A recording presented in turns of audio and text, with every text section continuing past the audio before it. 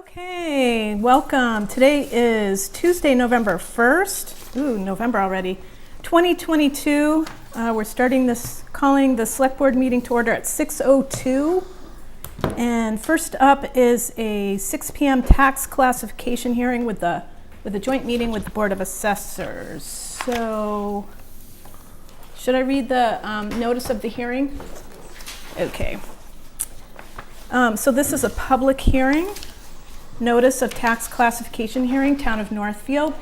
The Select Board, in conjunction with members of the Board of Assessors, will hold a joint public hearing on Tuesday, November 1st at 2022 at 6 p.m. at Town Hall, 69 Main Street, Northfield, Mass, to determine the percentages of tax levy to be borne by each class of real and personal property for fiscal year 2023, per Mass General Law, Chapter 40, Section 56, as amended.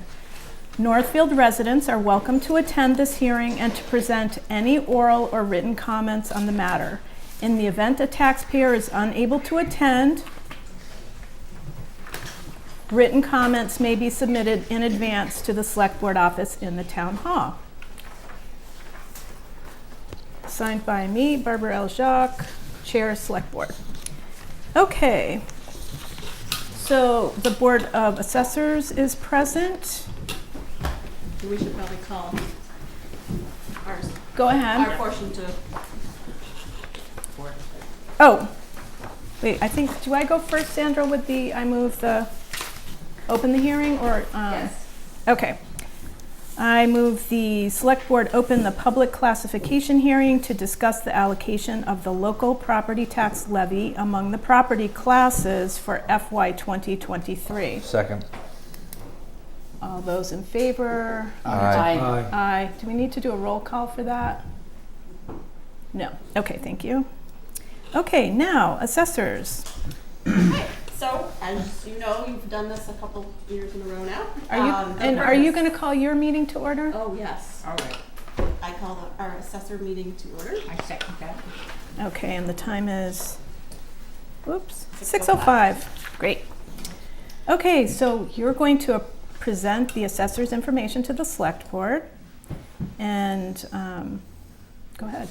So the sole purpose of this hearing is to determine whether or not you want to have a single tax rate or a split tax rate. So historically, we've always done a single tax rate. Our residential percentage is 56% and our industrial commercial is 43.7%. I think the history behind it is we don't have a large enough base to lift that burden and have it strictly on commercial. What it also affects is the small businesses we have in town and the hundreds of acres of chapter land that our farmers use. Those rates go up if you do a split rate. So that's where we're at. Now, just one point of clarification. I know we do this every year. We are not setting the tax rate. We are setting the classification so you can set the tax rate. Correct? So we're not discussing, we're not into the numbers. We're only determining whether or not you want to keep everything on one rate or if you want to divide it into different rates. Also known as classes. Okay. And right now, and for all intents and purposes, we have been single class till now, correct? Correct. Yeah, okay. So I'm just restating for the folks in the room and the folks at home that we're not setting the tax rate. We're setting whether or not we have single class or split classes. Okay. Questions from the board? I don't really know what it means. Can you explain it to me? So right now, everyone, when they get their tax bill, everybody pays the same rate per thousand in value. Fiscal 22 was $13.85 per thousand. So what happens is if you decide that you want to have some of the burden go on, I use the word burden because it obviously is a higher tax rate, that anyone classified as a business, any industrial, anything other than a residential code would then have a higher tax rate. And then the residential rate would be slightly lower. And then you can shift in many different multiples. But ultimately, that's what it boils down to. Do you want everybody paying the same rate, or do you want to have the residential pay lower and everybody else pay higher? And what is the benefit for the, may I, Madam Chair? Yes, you may. Is the benefit for residential property to be lower, would offset because businesses are making money and families, I mean, I don't understand what the I think benefit for either one would be. Can I just phrase it in a different way, see if this works? If we had a larger business class, so to speak, then we could shift some of the tax burden onto the business base. No, I follow that. Okay. But what is the benefit for either person? It only goes to, the benefit would only go to the residential. But Right. because our residential is such Yeah. a high percentage, it's a very small benefit they'd get. Right, and what was the percentage of the residential? Would you say 56%. Right. Okay. So you see Yeah. like towns like, I'll use our neighboring town, Irving, because they have a large property in town that absorbs much of their rate. They're able to have a split rate because that Oh. one, Yeah. they're So they would shift a higher percentage onto that. onto the businesses. Onto and the then residential businesses pay a lot lower rate. Right. But they have the capabilities with their business base To do that. To do that. Right. I think, and we've talked about it for a few years, is because we have a lot of small businesses, we have a lot of chapter land. We don't have, that would put a big burden on Right. your small businesses, because you Right. also have personal property tax. So Yeah. you're paying it not only on the business, but you're also paying the personal property. Okay. Thank you for Yeah. clarifying that Thanks for for me. those questions, Mary. Is this your first time sitting in on something like that, Mary? I think I did last year. Did you do last year? Yeah. She's learning, she's getting better. Yeah, I'm definitely learning. It takes one. There's a lot to it. Yeah. It takes like It's a not good. a one and done. No, it's Very a good good year. questions. Yeah. Not one, yeah. The questions are helpful because I'm sure everybody's asking that question who's watching the meeting. Yeah. And that's why I'm glad Beth and Alice Yeah. are here to explain. Exactly. Yeah. Okay, any other questions? So that helps. Bernie? I'm just going to mention that given the small section of this town that is business and that, I don't see how we can put any more burden on the small businesses in this town. I just want to mention that it's, we want to attract businesses. We don't want to be pushing them away. Right, So, I agree with that. yeah. Anyone else? Alex? I only hope that at the same time, though, that we are doing the best we can to welcome businesses and to productively and safely grow Northfield in a positive manner that will benefit the taxpayers and the residents and those who come to visit the town. That's all from me. Well, and that points to, it's a good point because this is why we do it we're required to do it, but we do this every year. So as the composition of the town changes, we can make that change in any given year. Okay. All right, so let's see, is there any discussion or public comment on that? Okay, seeing none. And we have no written letters regarding this hearing, and there are no comments from the audience for or against having a single tax rate. The excess, should be noted, the excess levy capacity, is 1,313,711.30. Okay, and so I need a select board member to make a motion for the select board to adopt a uniform tax rate, otherwise known as a single tax rate for all classifications for the fiscal year 2023. I move that the Select Board adopt a uniform tax rate, otherwise known as a single tax rate for all classifications for the fiscal year 2023. Great motion and a Second. second. Okay, all those in favor? Aye. Aye. And the assessors are voting as well, or just the select board? Okay.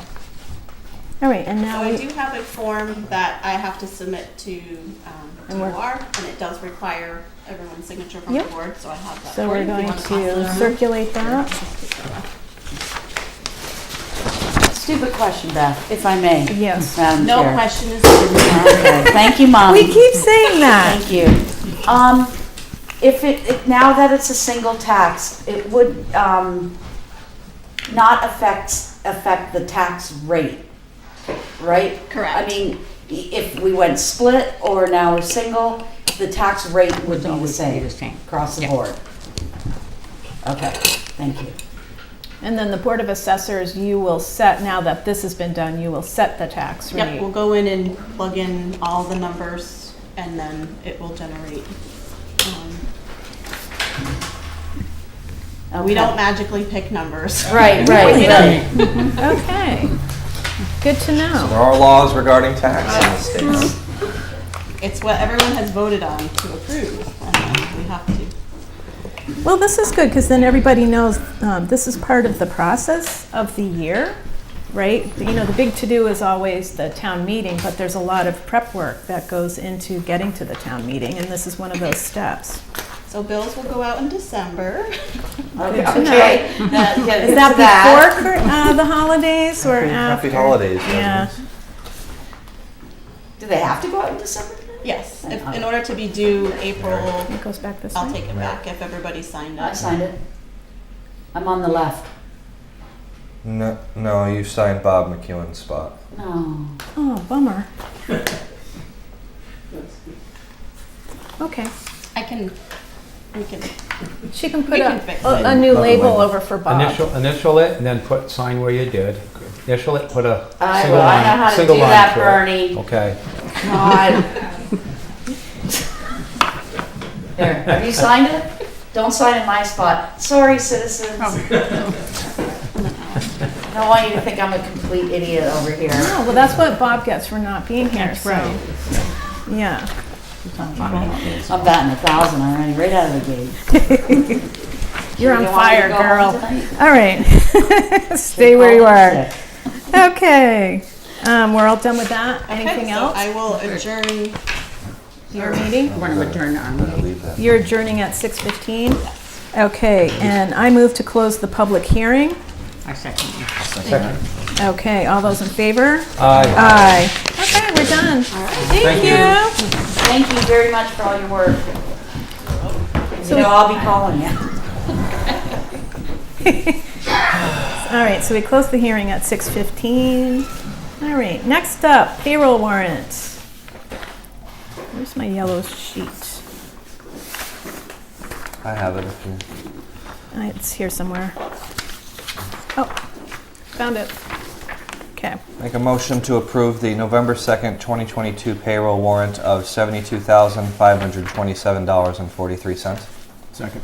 Great, motion and a second. All those in favor? Aye. Aye. And can I get a motion to approve the vendor warrant of $1 million, $14,479.75, which includes the PVRS assessment? So moved. Second. Alex is in second. Any questions? We're noting that this is for the PVRS assessment. Paying our dues to public education Correct. for our children. Which I think we do quarterly. Yes. Okay, all those in favor? Aye. Aye. Okay. Review and approval of the minutes. We have two. One from October 17th, the Emergency Services Public Forum.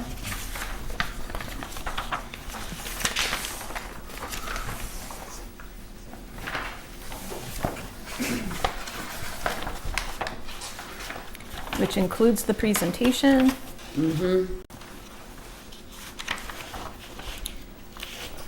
didn't see any issues with it, but I included the whole presentation. yeah, which is good. Yeah, it was. Make a motion to accept the minutes from the Emergency Services Public Forum from October 17th of 22. Motion and a Second. second from Bernie. All those in favor? Aye. Aye. Abstain, was not there. Oh, right. We missed you. Okay. I actually have to make a correction then because I have Alice in the roster. Oh. We're gonna have to vote to amend the corrected. Ooh. Well, that's good, Sandra. You're your own backstop. Okay. Can I get a motion to approve the amended October 17th, 2022 Emergency Services Public Forum minutes? So moved. Second. Second. All those in favor? Aye. Aye. Okay. Thank you, Sandra. Ooh. Okay, October 18th, minutes.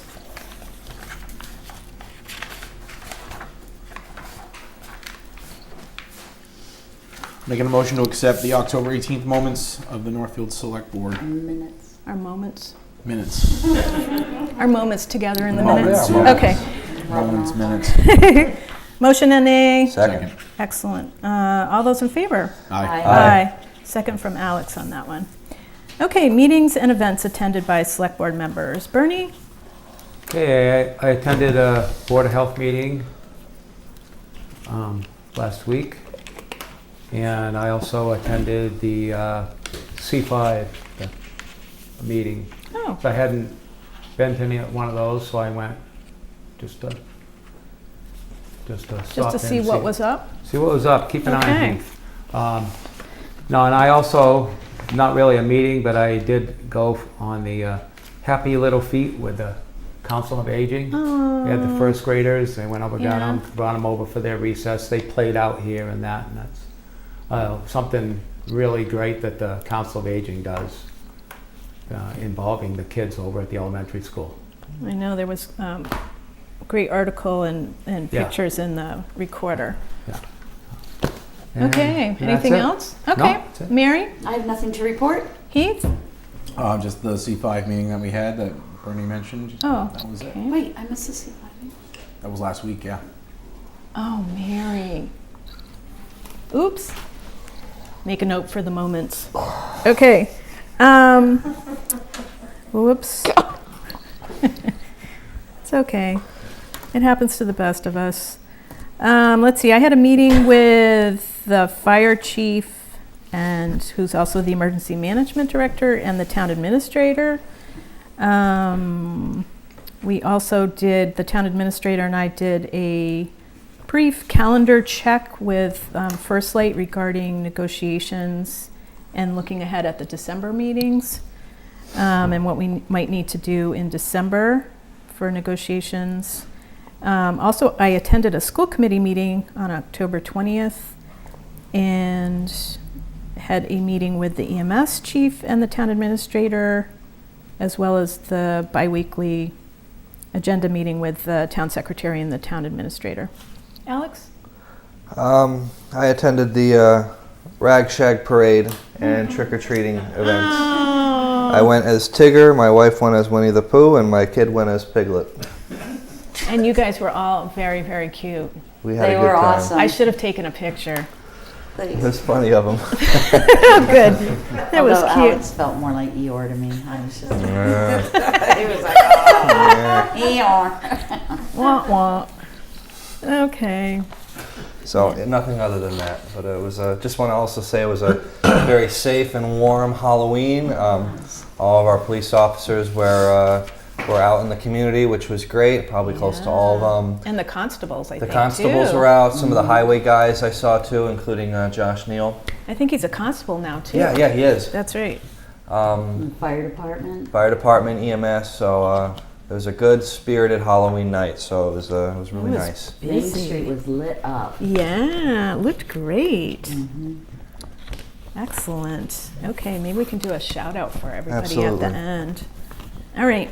That's it. So we're going to move on to business. We have first an ARPA request that the committee is recommending to the select board. It's a highway request to make the sidewalk tractor. Oh, finally. Yes! We're going to make it year round, not just a winter thing.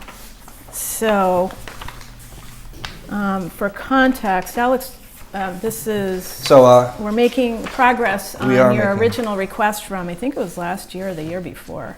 I'll just speak on it quickly. Yeah, would quickly. you? Thank you. So this idea came to me because it came to my knowledge ever since I've been on the board that a third of our residents in our community are made up of senior citizens, and many of which live on Main Street in their Main Street homes. And it came upon me that I don't think it should be the responsibility of individuals that are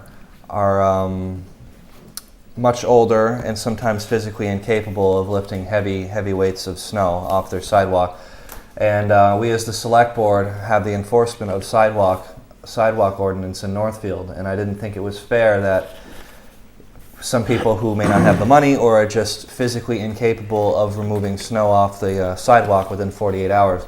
So in keeping in mind of our residents and to keep in mind of Americans with disabilities and stuff like that, I thought it was justifiable to make a purchase for this piece of equipment, which will keep up on the maintenance of the sidewalks and take a burden off of the residents who do not have the ability to remove the snow. So I believe this definitely falls, which it does, because it has to do with infrastructure improvements for our municipality, to remove the snow and to make that part of a project for the highway now when they have the ability to. Yeah. So Excellent, thank you. And just as by way of background, we have received a $40,000 grant from the Shared Streets and Spaces program from MassDOT. And so the $40,000 grant will be used to purchase a small Kubota, is that how you say it? Tractor for the highway department. The tractor is being purchased to plow and maintain town sidewalks during the winter. The additional funding that's being asked from the ARPA funds that the select board would need to approve is $16,092.95. So what the additional funding does is allows us to expand the use of this tractor from just doing winter plowing. We're going to add additional equipment like a mower and a spreader to make the small tractor usable for other purposes year-round for other types of jobs. So in total, what's here is, let's see, 56, a little over 56,000. So we're going to be approving the 16,092 and 95 cents to add to the grant of 40,000. So I would need a motion to approve the ARPA request of $16,092.95. is it 45 cents or 95 cents? 95 cents. To add to the $40,000 grant that we received to purchase a small Kubota tractor for the highway department. Second. Any discussion on the motion? All those in Just glad that this is happening. Yeah. Step by step. All those in favor? Aye. Aye. Okay, thank you very much. We'll get going. And the committee acted on that quickly because we want to get that purchased as quickly as possible, get in the queue for purchasing. So thanks to the highway department for bringing that request in quickly. Okay, now what we're going to do is a preliminary review meeting for the Moody Center regarding Soulfest. Hello. So used to seeing you on Zoom. Yeah. Come on up. Thank you.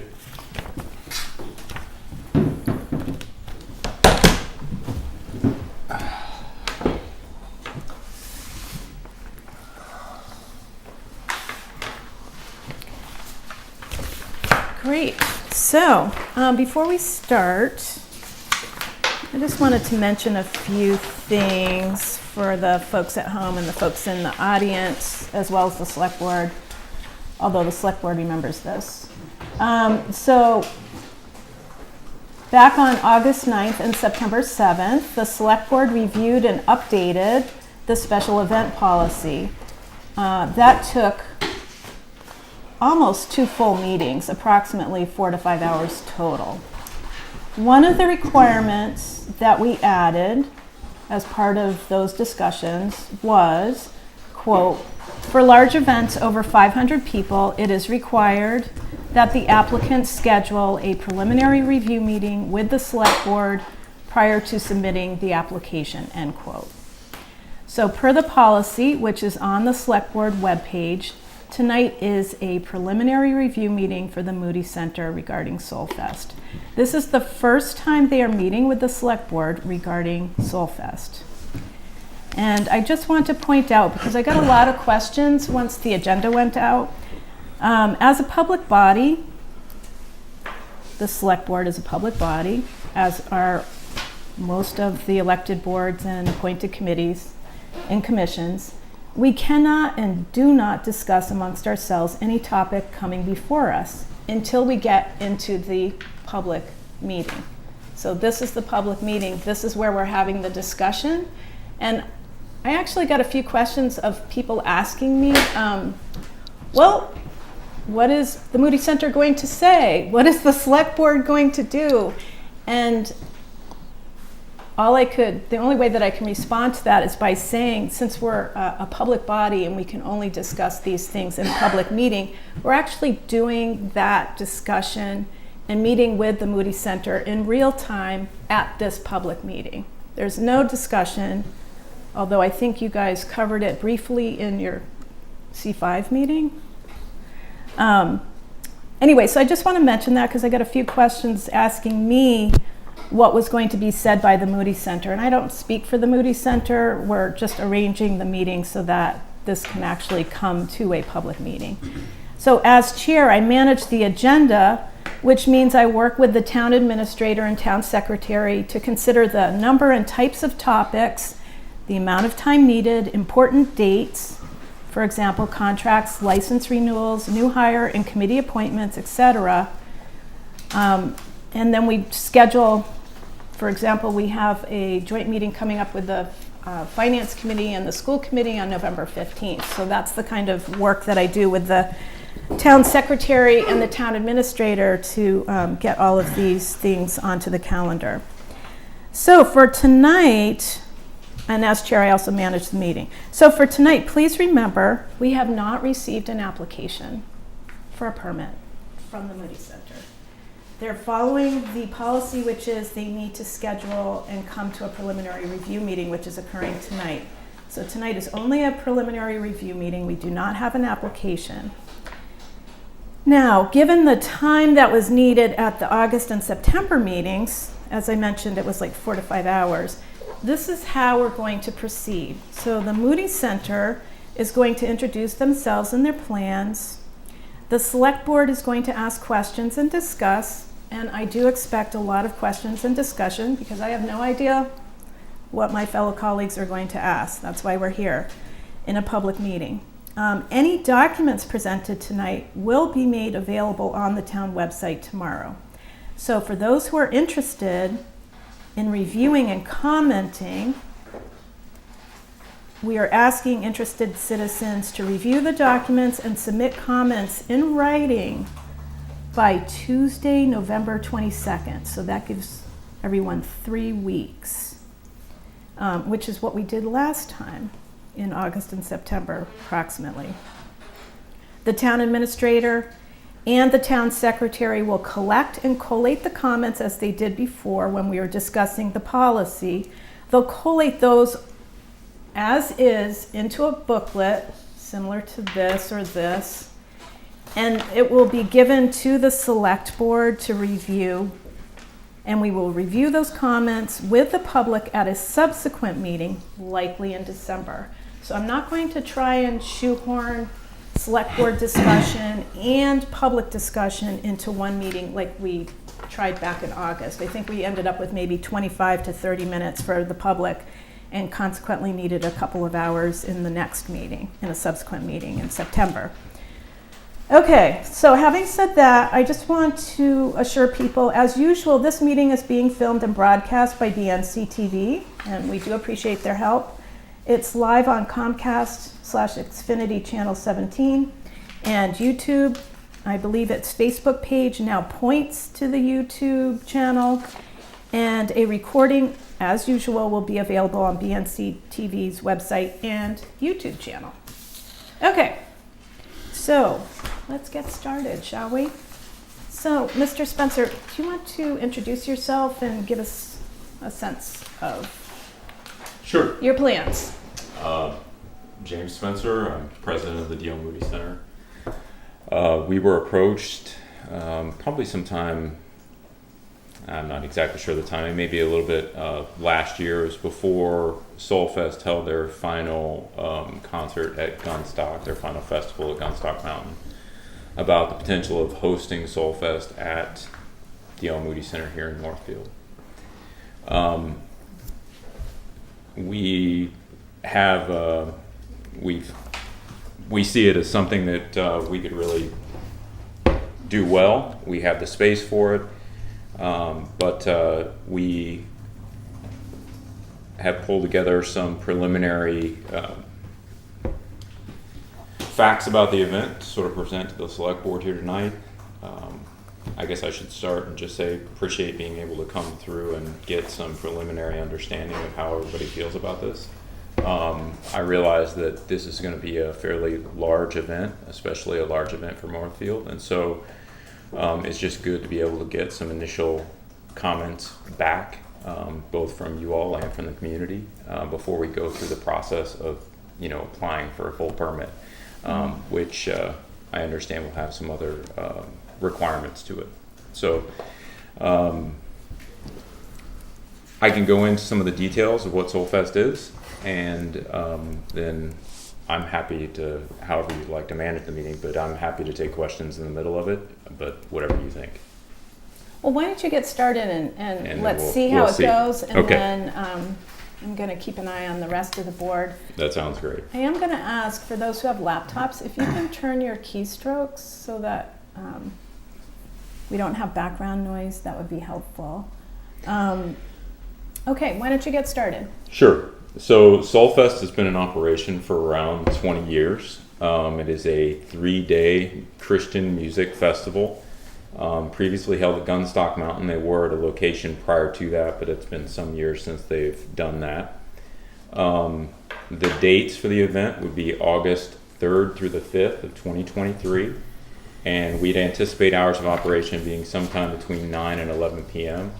I will say the 11 p.m. mark, I tried to find the noise ordinances in the bylaws, so we just conform to whatever the back end of that noise ordinance was. We're not, if that's incorrect, that's just my misreading of those. Yeah. That has been changed. We had a special town meeting back in January. It's 10 o'clock. Okay, thank you. That's what the town So ordinance that's says. what we Yeah. anticipate Yeah. conforming to. Yeah. Yep, and we've actually, just side note, we've, the town administrator's been reporting on whenever we vote something like that in a special town meeting, it goes through the Attorney General's office. Okay. So the firm that actually does the codification and puts together all the bylaws has to wait until they have approval. So, Okay. so that whole document is going to be going up on the website soon, so people will be able to Okay. find it easily. Other than right now, what you have to do is go look Search at back the through. through the Okay. town meeting warrant. So. Yeah. Well, that was just a qualification. I knew Yeah, I just knew I may have missed some of that, so we Just would a be side note. conforming to Yeah, we'd it's be just a conforming side to those note. ordinances. Because we've had a lot of people ask about the noise I can imagine. bylaw and where to find it. So, Yep, okay. makes plenty of sense. Right now, the plan would be from just an overall structural perspective, kind of what it would look like on the campus. We'd be putting the main stage over to the north, and you'll have to forgive some of my directions. I'm a little directionally challenged, but to the north of Homestead. Are you looking at this map too, James? Yes. So what number would that be? 3. Thank you. Sorry, yeah. That helps me. Not 'cause everybody's I'm as challenged familiar. as well. Yeah, not everybody's as familiar with the campus. So I put the numbers on there. Okay. Yeah, so if you look at number 3, we'd probably be somewhere north of there. Okay. And then the Actually, land. you'll be east. Thank you. Yeah. Do I have? Okay. Yeah. So Route- so Route east 10 is here. yeah, Route 10 is north and south, so you're going to be east of Route 10, behind the homestead. Yes. Excuse me, Madam Chair, may I Yes. ask you a question? Yeah. Do the audience members have a copy of the map? Nope, we're just looking at this tonight. It's Okay. going to go up on the website tomorrow. Okay. Yeah. Okay. So yeah, the stage would be over by Homestead. The land has a natural slope up as you go toward Winchester. And people would sit on the ground, which is fairly common. That's the way they did it at Gunstock as well. And so there's no seating or anything like that we'd be putting in. There might be some little bit of regrading of the land, but other than that, the land is actually fairly well structured to have the stage at the bottom and then people sitting up, sort of theater style seating on the ground all the way up. We'd look to do some parking in a variety of different areas. We do still have access to the parking lot at number 2. We would park basically everywhere we can. Number 13 is something that we would lease from TAC. They've agreed to help us out with that. Say that again. So number 2 is the 2 bookstore? is more in a bookstore. The more old cottage and bookstore. Okay. So there's pretty minimal parking there. We're thinking more probably artists and staff, those kind of things. So number 2, number 13. Number 12, which is right now a bunch of a series of old barns on Winchester there, as well as some parking over by number 1, which is the Revell Holton space. Now a lot of that is wetlands as you go down that hill, and so we're not anticipating parking that whole thing. I did mark the whole sort of parcel on the map just to give people a sense of what the size is, but we'd have to be careful where we put cars simply because it's going to be too wet. We're not interested in pulling people out. We'd also look at some off-site parking because obviously we're not going to have enough room for all of the cars, and then doing some shuttling from that off-site parking. So. I was just wondering, on the shuttle, did you anticipate how many shuttle buses you were thinking about? So the way the way we did it, or the way they did it at Gunstock, I want to say they had 4 to 5 running at any given time. 45 running at any time. 4 to 5. Yeah, that's sorry. what I meant. Yeah, 4 Yeah. to 5. Yeah. Okay. And so that's kind of how that would work. We realized we'd need to do a traffic study, but just based on the feedback we got from Soulfest, the traffic does tend to run in sort of groups, doesn't trickle in as much. It's usually one big flow in, one big flow out. And so there isn't a lot of in and out traffic during the day. There'd be some of that, but not a lot of it. What are the days of the week this is?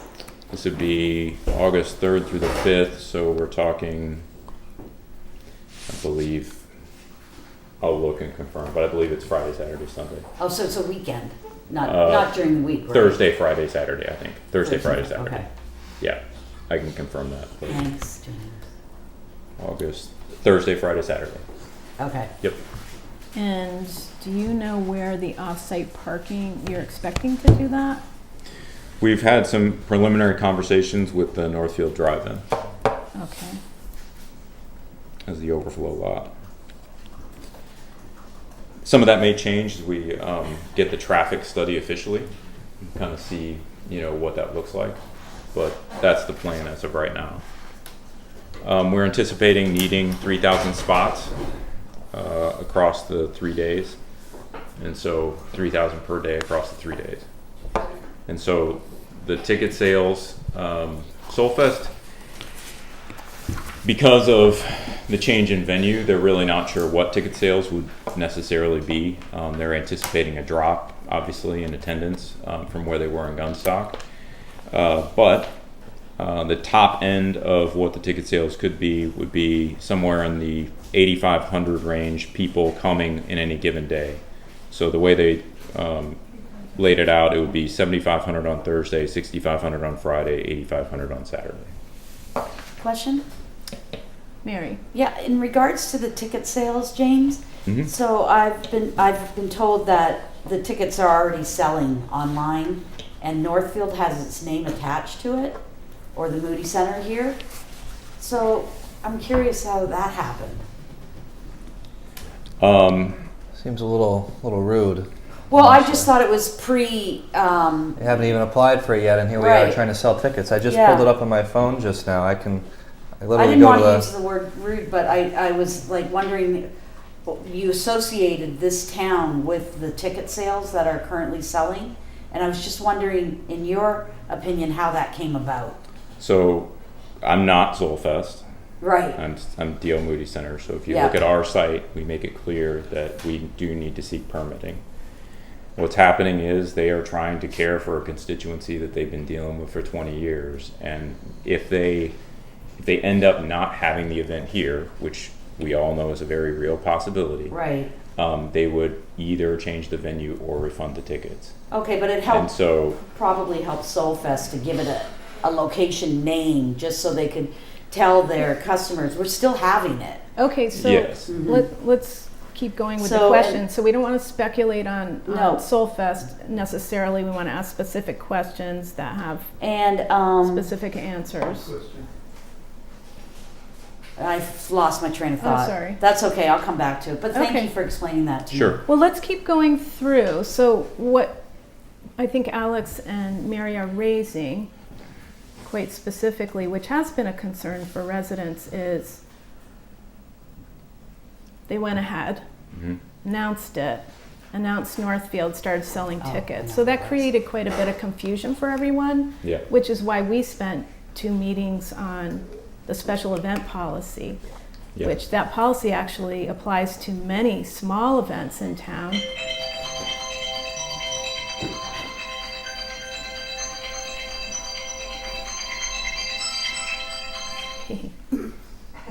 Okay, just to emphasize the point. That policy applies to many events in town, and much of the focus has been on events larger than 500, which yours would fall under. Yeah. So I think it does bear some explanation, but why don't we come back to that? That's Because fine. I want to understand why and how you guys think this would work. Right, Yes. as you're presenting these details. So why don't you keep going through the details so we can get an overview of Sure. what you are attempting to Okay. possibly present in an application at a later point. Yeah. We did have some preliminary conversations with EMA, police, and fire that didn't seem to raise substantive issues. Obviously, we know that as part of the full permitting process, we would have to have them sort of lay out exactly what is needed. Soulfest has had a pretty good track record as far as incidents on site. We did speak with the folks who oversee that at Gunstock, and they haven't had very many issues of note at all as far as crime or even major health issues. Most of the things they seem to be dealing with were dehydration kind of related matters or heat problems, those kind of things. But the incident levels have been fairly low. Soulfest does utilize a volunteer sort of what's called peace patrol is what they call it, as sort of added security just to watch things and make sure things don't get out of hand. And again, I know the formal recommendations come through the permitting process. Food is provided via food trucks. There'd also be some meals served for staff, artists, and volunteers, probably right now contemplated in Hibbard. We'd look at main access off of Moody Street right now. for the main entrance, but we'd like to probably have some sort of access also off Winchester. That's still, What numbers are those? I'm sorry, okay. let's see on the map. So if you look at number 2, Right? one area we've contemplated is kind of right across from number 2 to enter. And then, So just for folks who aren't looking at this, Yes. we're talking about the intersection of Moody, Highland, and Winchester. yeah, There's a walkway, there's a sidewalk that goes right across that property. If Yeah, you we're, look right we're there. just talking about Yeah. approximately where That's we're about where it would discussing. be. That's about. yeah, that sidewalk would be about approximately where it is. So number 2 and then, Across the road. We'd probably look at something somewhere around number 8 on Winchester would be my guess. entrance exit areas, right? Yeah. Let's see, I lost my place. Would you have fencing? Yes, You're gonna there will fence this be. all off? Yeah, probably more like snow fencing, around the main area. Right. We've been talking with Soulfest about leaving some of the areas open, which wasn't done at Gunstock. They have usually multiple stages, and so, for instance, we'd use the auditorium as a secondary stage. Right. And so leaving some of those areas open for people just to walk up and enjoy the music if they'd like to is something that we probably would do, as opposed to fencing off the entire area. Right. Excuse me? I said because it's in the middle of a neighborhood. Yeah, so, Oh, there's no talking. no talking, please. I think I covered food trucks, main entrance. The way that guests are welcomed and I suppose tracked usually at the entrances, there's somebody who's checking for and or selling wristbands. So there are gate tickets available, but most of the time people are coming in with their tickets already bought, and so then they're given wristbands at the gate. They go in and they enjoy the festival. Water and sanitation, just based on what they had at Gunstock, we're talking 60 plus porta potties, mix of regular and handicap accessible, and then we are still looking at showers, but we do have the potential to do some of that as well. Garbage and recycling, we just have to sort of figure out as we go through, I think, the permitting process to really understand how much we're going to need and where. But again, Soulfest has been putting this on for 20 years, so they've got a good feel for how all this can and should work. And then as far as generators and gas tanks, there is an off chance that we'd run a generator from the main stage. The other option is to actually put in some sort of transformer down there from an electrical perspective. But that we'd probably do the permanent piece of it. It's just going to be a question of could we get that actually done in the time frame that we have left once the permitting process, if we get approved, Yeah. permitting process is done, do we have time to actually get that equipment in? And so that would be a sort of something we'd have to figure out with a different timeline. May I? So for the last 20 years, has it always been at Gunstock? It was somewhere else before that for I Okay. think 3 or 4 years, but it's been at Gunstock for the bulk of that 20 years, I believe. So that's the case, yes. And do you happen to know why it's leaving Gunstock? Unclear. Yeah. Yeah. I know what Soulfest has told me, but I think Gunstock Mountain had a lot of issues that were sort of out in the ether, but it didn't seem like there was a clear reason given on either side. And so, I really don't know. Okay. Thanks, James. Sorry to keep throwing Okay. you off here. That's fine. I think that's basically Actu- kind of what I've got. Uh-huh. Okay. So I'm going to look over at Bernie and we're going to start with some Okay. questions because I think that will help flesh this out. Great. And I know I definitely have some questions, but I'm going to leave mine to the end. Bernie, why don't you start? Okay, yeah, I've been to large events at ski areas, concerts and such, and my concern is, you said 60 porta potties, but Gunstock and other areas, like I've been up to Stratton and such, they have a lot of bathrooms and infrastructure to handle it. 60 porta potties, I don't believe is gonna meet EPA or DEP regulations.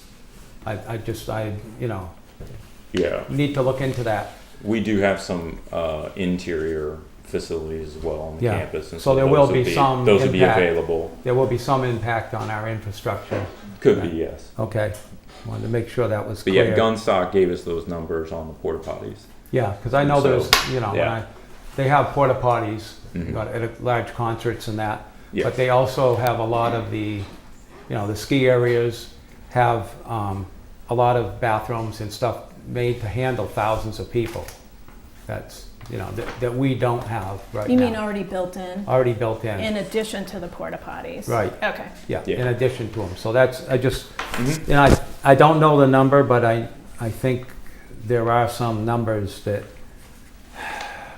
I'd have to look up. Accessible to the campsite, as far as I know at Gunstock, and I'm with Mhm. you. I think that number can definitely flex. We could just obviously do more porta potties. Mhm. Our desire is really to keep people more in the porta potty range than just having them go in and out of Yeah. buildings. Okay. And so we would definitely look at that. But I think publicly accessible at the festival, what we had was 6 additional bathrooms.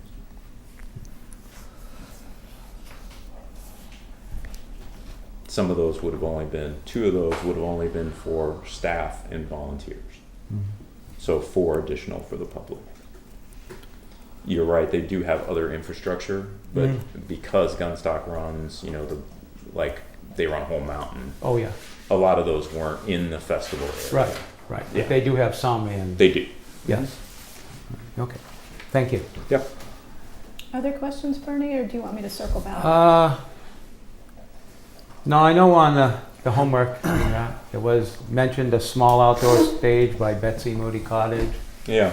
and an acoustic stage over towards, is that over towards where the projected camping area would be? Yes, so if you go sort of back into that woodland area to Yeah. the east, I Yeah. guess it is, on the map, it would be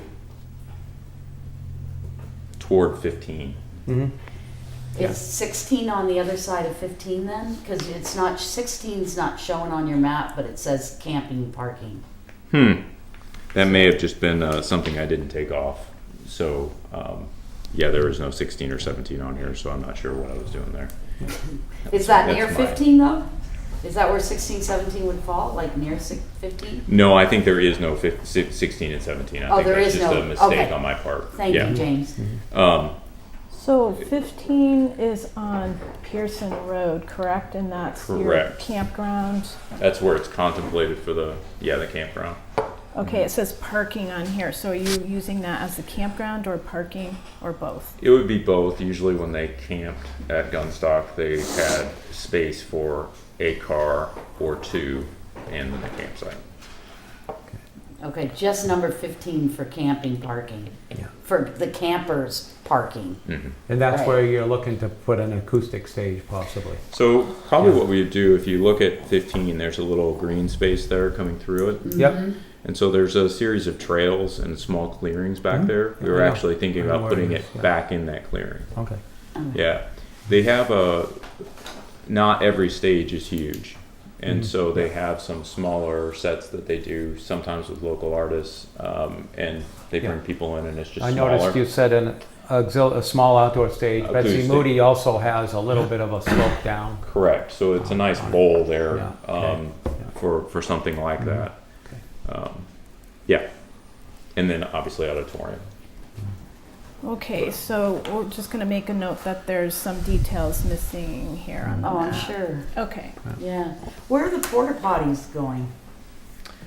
So that white dotted area on the map would be Yeah. the main festival site. They would be somewhere in there. Oh, okay. And so what we're sort of talking with Soulfest is we know that 3 will be the site of the main stage. Right. I would anticipate we've got tents, food trucks, all those kind of things. I'm anticipating food trucks over by where 5 is. 4 is where I would tend to put the porta potties. So you're going to put the porta potties, just to translate this, you're going to put the porta potties behind the birthplace. Correct. The main stage is behind the homestead. Correct. And looks like there would be And food trucks would go from food near Hibbard Hall. Yeah, it's Okay. kind of in between Hibbard and Birthplace is probably where the food trucks would primarily line up. Okay. And then there'd be tents sort of around the outside here for various vendors and display stuff and that kind of thing. And you have no idea about the numbers of tents at this point? The last number I heard that I got from Soulfest was about 30 tents. Okay. Any other select board members have questions? Are they proposing that Mary? alcohol be sold at this event? Nope. Okay, no alcohol sold at this event. And then,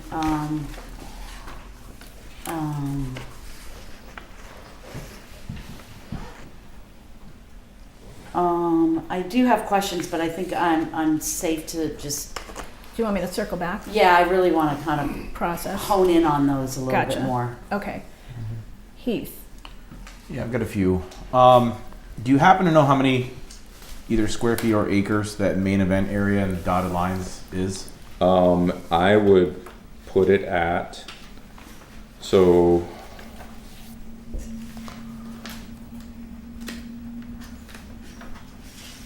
I could give it to you in square feet. So I'm guessing probably 400,000 square feet, maybe a little more. Okay. Number 15 or number 12 is around 150,000 square feet. And so I'm kind of guesstimating off of number 12. What is number 12, James? Old Barns. It's And how many square feet? right around 150,000. Right. From what I could, measure on Google. Right, thanks. Heath, you want to keep going? Yeah.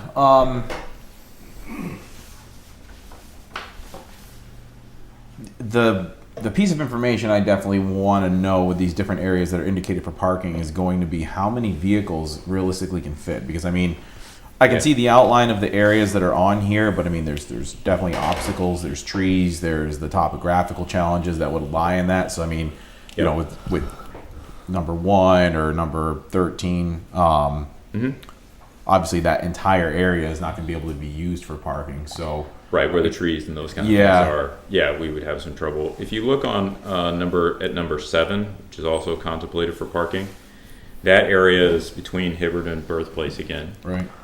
We fit somewhere around 250 cars there, I believe, at one of our events.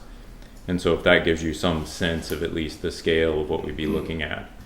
Okay. We are going to need off-site parking, we know that. And so there's no way we're fitting 3,000 cars in these areas. Right.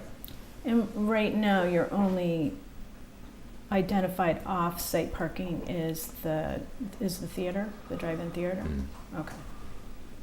Do you know how many that can handle? Cars? So inside, I think around 800.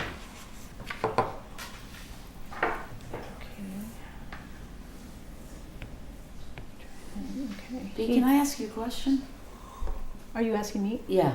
Yeah. Would residents be able to, you know how when you go to some events Yeah. and residents have little like handmade signs, $20 park here before the event? I wonder if that's something Northfield is allowed to do. People can do what they want with their property. Okay. That's how I would interpret it. Mhm. Who's going to tell someone no that you can't have cars parked on your property that you pay taxes on or potentially own? Mhm. Why don't we add that to the list of things to Thanks, double Paige. check? Good idea. Okay. Heath, did you have more questions? In that main event area, what are we possibly anticipating the highest amount of people that would be in that main event area at one time? So the highest estimate they gave was 7,500 in the day. So I would say that's, 8,500. So I would say that's the biggest number we would ever see. But I don't anticipate that if 8,500 tickets are sold, everybody's coming all at the same time and going to stay the entire day. So you could probably cut that number a little bit, but I would say if I'm giving you the answer that I think is the safest answer I could give, 8,500. And they'll have controlled ways to ensure that people don't penetrate the event space that haven't gotten a ticket. I mean, it's going to have like clear perimeters and everything. Yeah, I mean, the nice part about, I think, the space that we're looking at, because the tents will be around it, we will have fencing, and so they'll have to come through a main gate or climb over fencing. But there is, security kind of in and around to watch some of those things, so we're not anticipating that would be a major issue. Okay. What kind of fencing? Probably just like a snow fencing, like a plastic fencing that would be, I don't know, maybe as tall as this table, something like that. Again, I don't think we're going to need fencing the entire way around because the tents will actually back to a portion of this boundary, but that's what we're thinking. Okay. So as far as 8,500 tickets being sold, that could be throughout the course of a day. What would we anticipate, and what maybe have they had at the past main stage occupancy amounts? Like how many people would actually be at that main stage at one time? Are we talking the entire 8,500 people Yeah. gather at that stage at a particular point of the weekend? At the highest, yeah. Okay. And that's the idea, is that they'll be sitting up that slope on the main event section. And so you can fit a fair amount of people there. So basically what Soulfest is estimating is that they could do up to 10,000, but they're estimating 8,500. Okay. Because just looking at the layout of the previous events and looking at the maps when I'm doing a little bit of research on it, it definitely looks like the Gunstock Mountain has a much larger area than what that main event space would outline. And I know, granted, they are dialing it back, I guess, a little bit, but Yeah. my concern would just be the amount of people per square foot that could potentially be crammed into that space. Having been a certified crowd manager myself, I know that you have to have certain ratios of, like one person for every Sure. 6 square feet, depending on like how crammed that crowd will get. Okay. And it just seems like that's an awful lot of people for that area. I know you're saying it's. No, I'm happy to check into that, Heath. Yeah, and I definitely would Yeah. like to know the exact size of that main event area, just because I know there's about like roughly 40 to 45,000 square feet per acre. So I just don't know how many acres would be in that one main event area. Just Okay. I don't know. I think 400,000 might be a little bit of an overestimate, but I can clarify that. okay. Yeah. I think to add on to that, really what I would be expecting for each of these main areas would be a detailed plan with measurements and a sense of, if you have X number of tents, the size of the stage, X number of porta potties, those all take up X amount of space within the space that Heath is talking about. Okay. Because you're Yeah. not going to fit, Oh, nice for one cough drop. because you're not going to fit people in the space where porta The potties and tents and tents porta are, potties are right? going to be. Absolutely. Okay, and you're also saying there's no assigned seating? No. Okay. And when I looked on the Soulfest website, they have something called VIP tents. So is that being accounted for as well? When you talk about approximately 30 tents, does that include VIP tents Yes. as well? It does. Okay, and you know what the size of all of the various tents that you would be using? They vary in size. Okay. And so that's detail that I don't have for you tonight. Right. Okay, I'll come back to that point. Keith, did you have? I know you were looking at a map.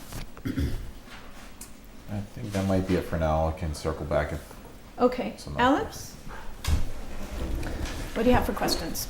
So, there's a lot of minds thinking on this event right now. The select board members so far have asked questions in regards to the operation of this event. I have met with the police chief on a couple different occasions, who a bulk of his police experience comes from having to deal with massive crowds at UMass Amherst.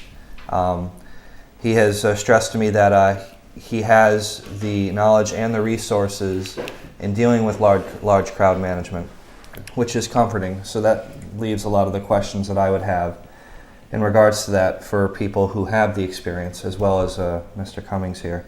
So my questions are more to anything that we approve on this board doesn't just come from the event itself, but it also comes with, I believe, in getting to know the applicant and getting to know the organization. So my first question to you is, who put this pre-application process together? Did you do it personally, or was it a committee or some board? I did it along with the help of a representative from Soulfest. So the application is going to be the Moody Center or Soulfest? It's going to be Moody Center is applying for the permit. Moody Center is applying for the permit. Does the Soulfest organization have anything to do with the permit?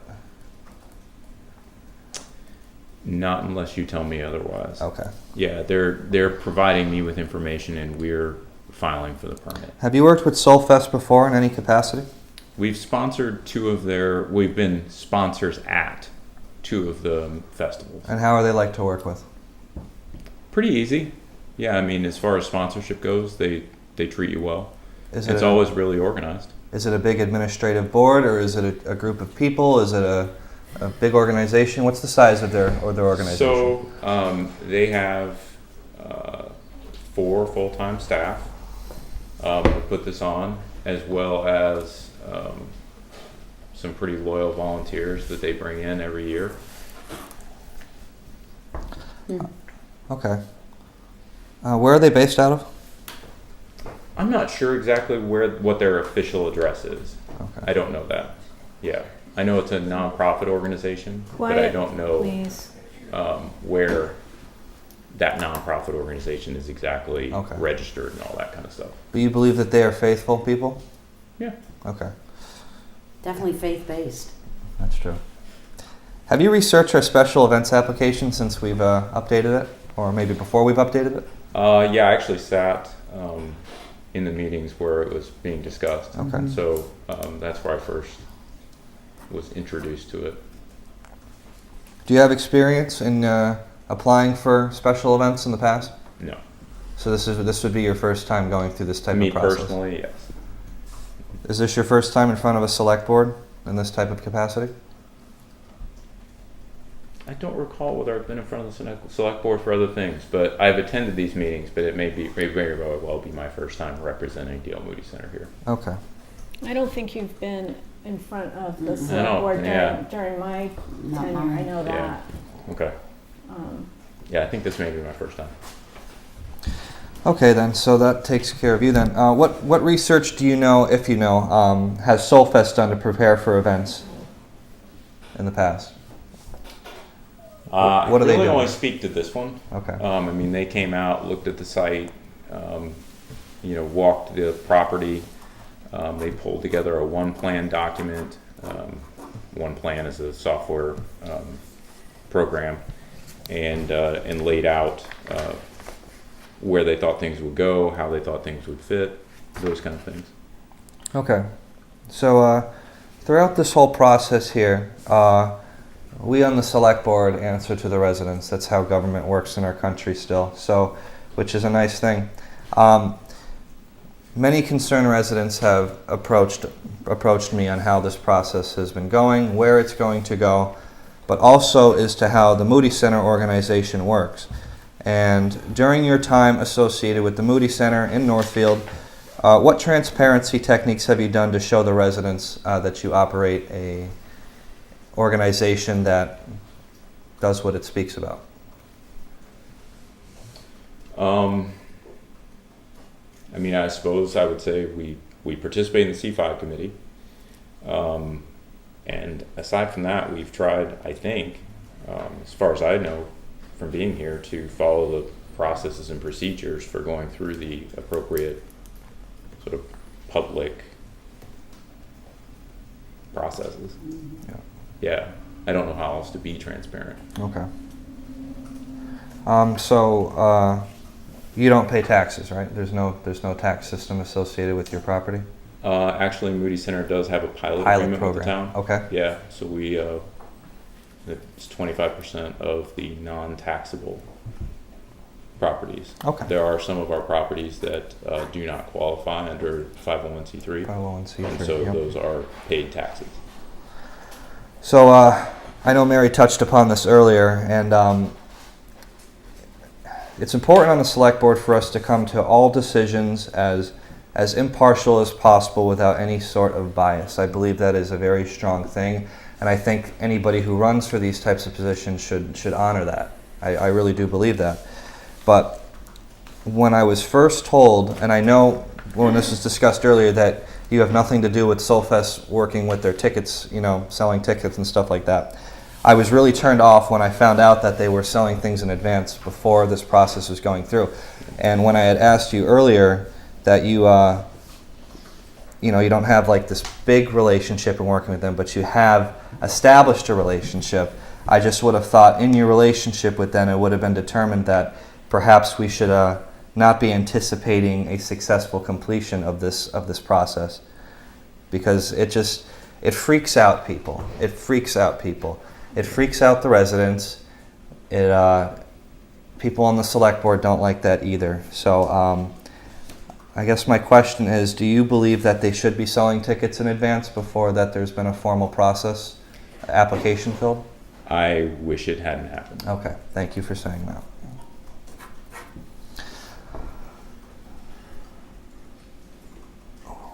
Communication, that takes care of that. So, do you think this event would be in the best interest of Northfield to have? I do. Why is that? I think the timing's nice with the 350th, big event like this to draw people into town. I also think that it did good things for Gunstock, and so there is a nice synergy that can be created as you have an anchor event like this for other organizations and or people sort of build on top of this type of anchor event. And so I think longer term, it could be a very good thing for Northfield. What did it do for Gunstock? My understanding is it sort of helped them to expand their overall infrastructure, their drive more people into their ski lodge, but it wasn't something that Gunstock today looks different than it did 20 years ago. And in part that is due to Soulfest and bringing people to the mountain, making them more aware of the mountain, those kind of things. What do you think this would do for Northfield? What do you think this would do for the Moody Center? For the Moody Center, this is just missional for us. Mission. This is about bringing people to D.L. Moody Center, helping them understand who D.L. Moody was. And we don't see it as anything really more than that. It's a good synergy. When D.L. Moody was doing his thing here in Northfield, he brought people to the auditorium primarily, but just to pray, to worship, and to study God's Word together. And so this is one way that we feel we can bring a lot of Christians to the site and echo what D.L. Moody used to do. Well, perhaps the most controversial question that I'll have next is money. How much money are you looking at making from this event? And if you're not willing to disclose that, is there money associated with this event? I'll disclose. Okay. It'll be break even or slightly better for us. Slightly better. Okay. This is not in other words, this is not a money-making event for Moody Center. Not a money-making event for Moody Center. Quiet, please. All right. I think that's all I have for now.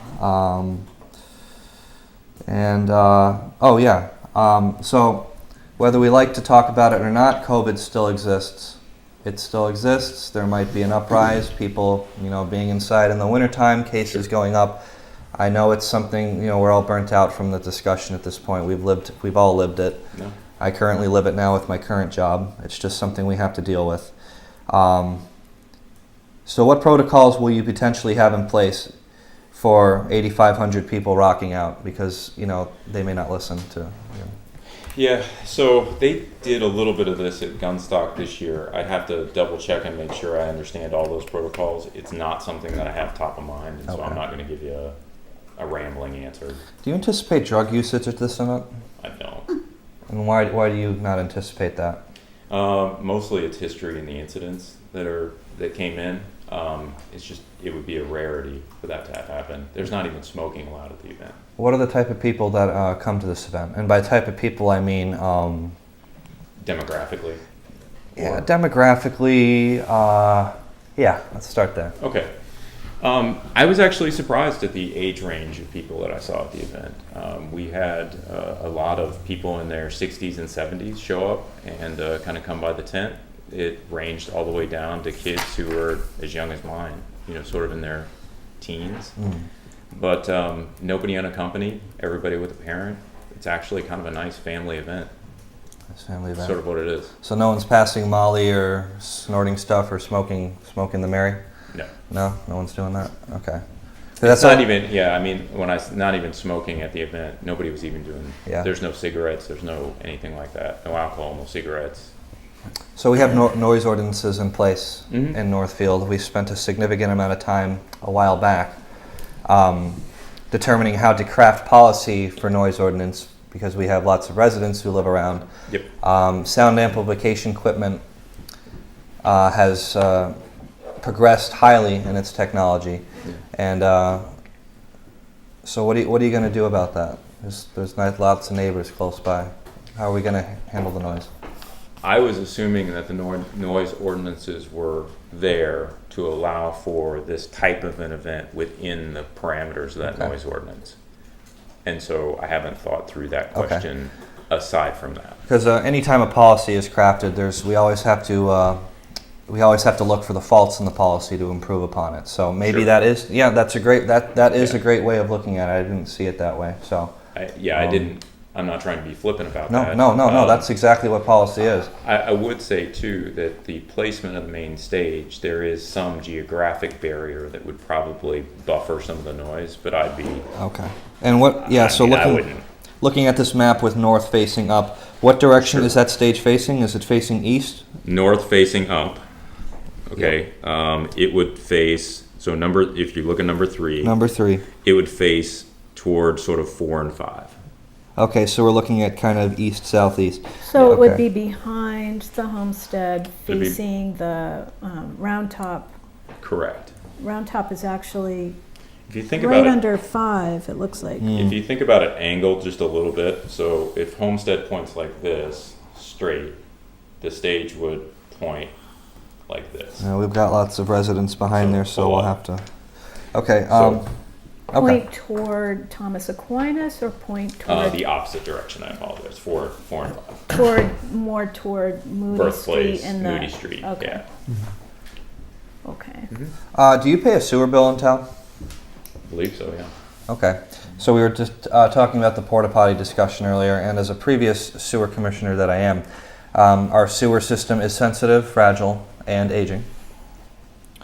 So, in the event that we underestimate the porta potty potential issue, and we have to start having people use our sewer system, I just want you to be aware that I can't speak directly on how much flow there will be or stuff like that at an event, but that it could create some sewer infrastructure issue. Okay. And if it doesn't create an issue, it's something that is going to be monitored, because when you have we have two holding tanks down at that sewer plant, and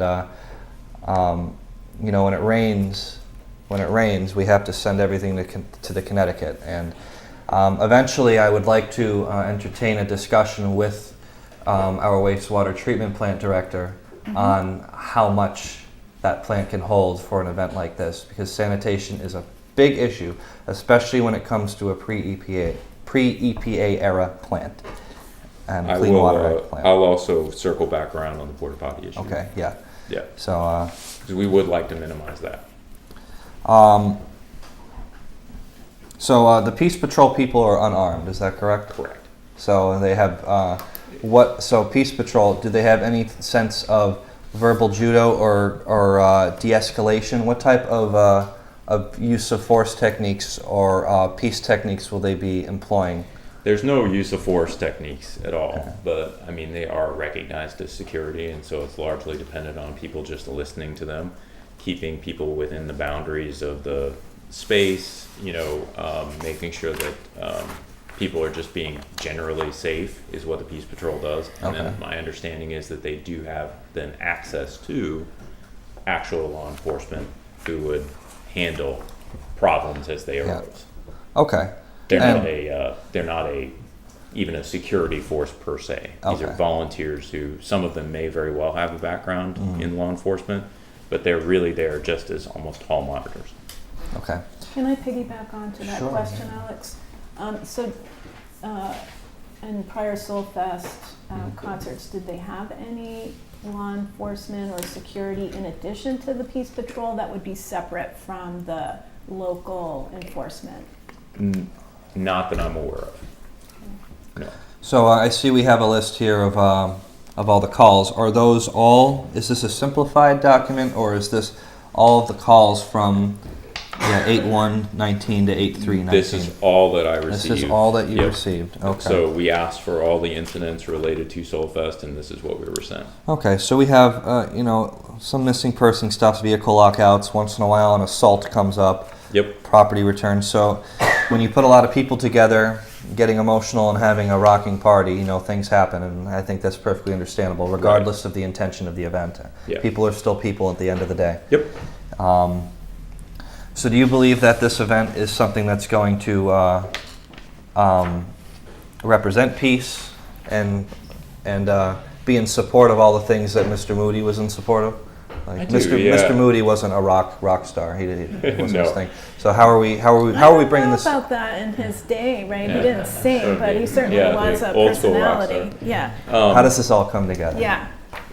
Yeah, I mean, I think if I didn't feel it was a missional fit, we wouldn't be doing it. Yeah. Last question. Why is this in the best interest of Northfield? And what I mean by Northfield, why is it in the best interest of the select board to make this decision on behalf of the town? Why is it in the best interest of the residents for this event to happen? Why is this? Why? It does bring a lot of people to the area, which I realize has infrastructure concerns, but it also brings traffic for commerce. And I think that my hope would be that people will enjoy Northfield, want to come back, want to be in and around the area. Okay. And yeah, that's the best answer I could give you. So this I is think good a lot of this is just about figuring out how to leverage the traffic. So this is good for Northfield. And once again, why is this good for the Moody Center? Like I said, it's just a missional fit for us. Missional I mean, fit. our desire is to have people visit the campus. There's no point in having a grand auditorium that nobody sees.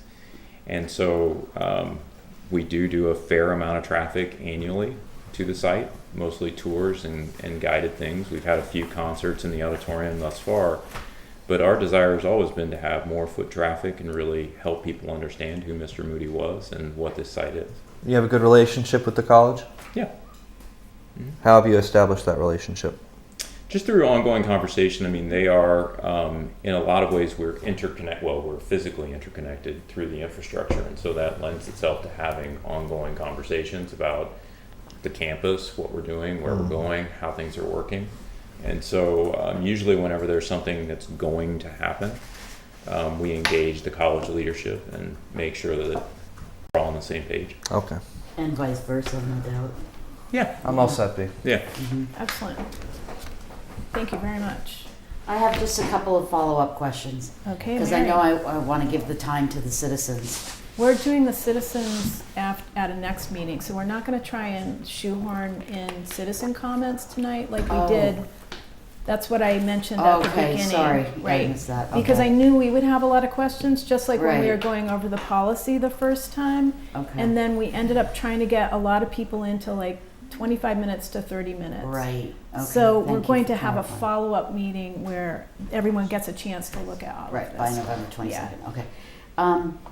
I think Heath touched on this and you might have answered it, but what is the ultimate cap of the amount of attendees that can attend daily? So the number that Soulfest gave me was 8,500 as the largest day, which is Saturday. Yeah, that's their largest day, but what if it got bigger or smaller?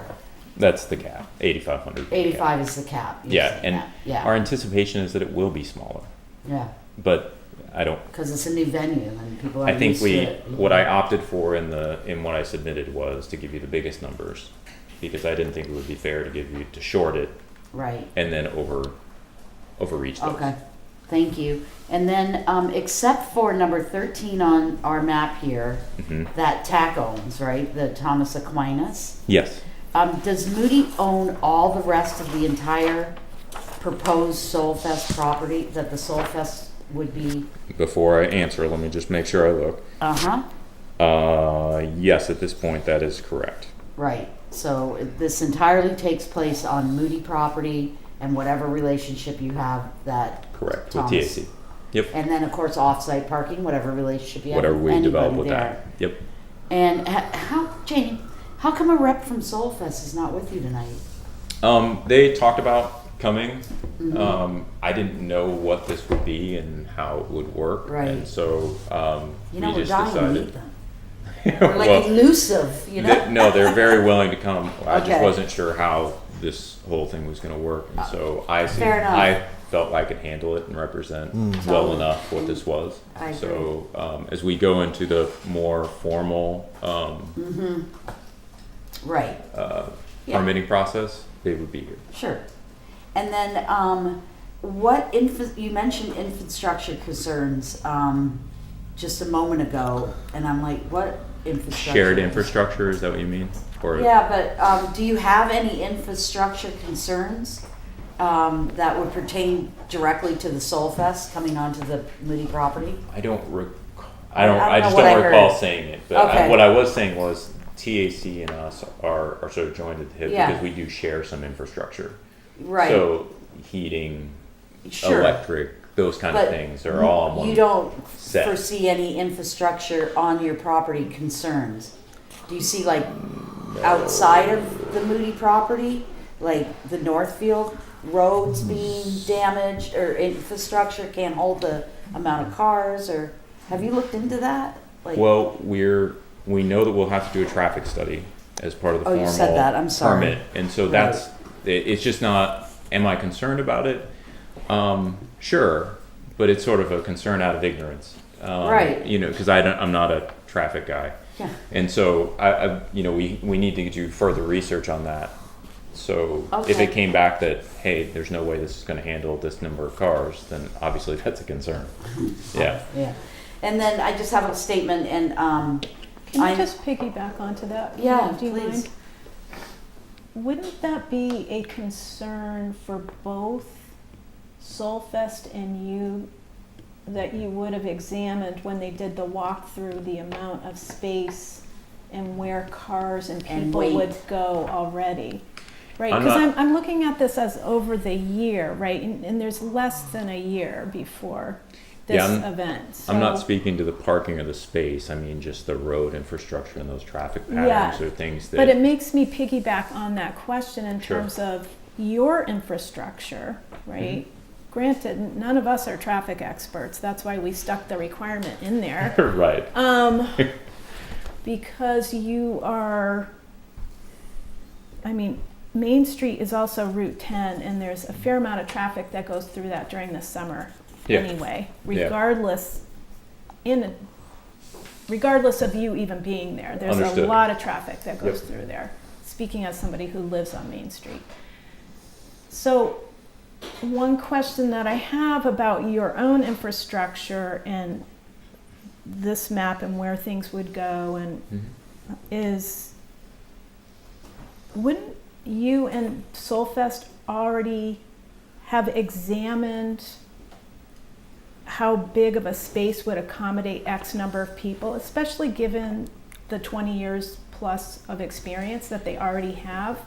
Because I'm assuming you're not a concert expert, and we're not concert experts either. They came in, mapped the property, looked at it, and felt that it was adequate space. So they have done that. They've come to Northfield. Oh. They visited the campus, they walked the campus, then they used aerials to sort of map out where things went. So I mean, they're confident that they can fit the concert on what we have. And the parking as well? Parking with offsite, yeah. okay. Okay. And then my last comment yeah, was, go. so I'm very grateful that you came up here and that you're being so transparent with us. And thank you, James. I know we got a ton of questions, right?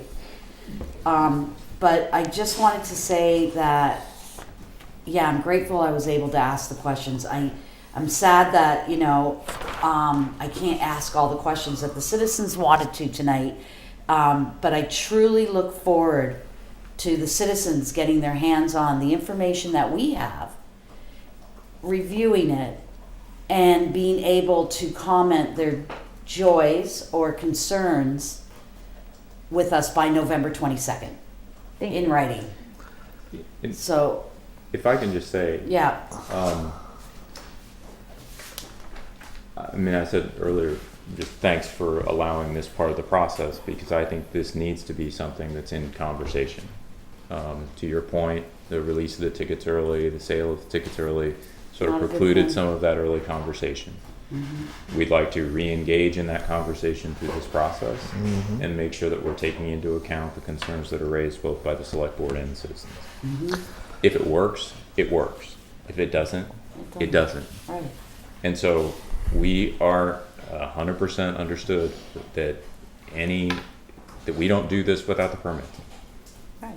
We understand that. Yeah. And so we're just thankful to be able to go through the process. Thanks, Alice? Jamie. Thank you, Mary.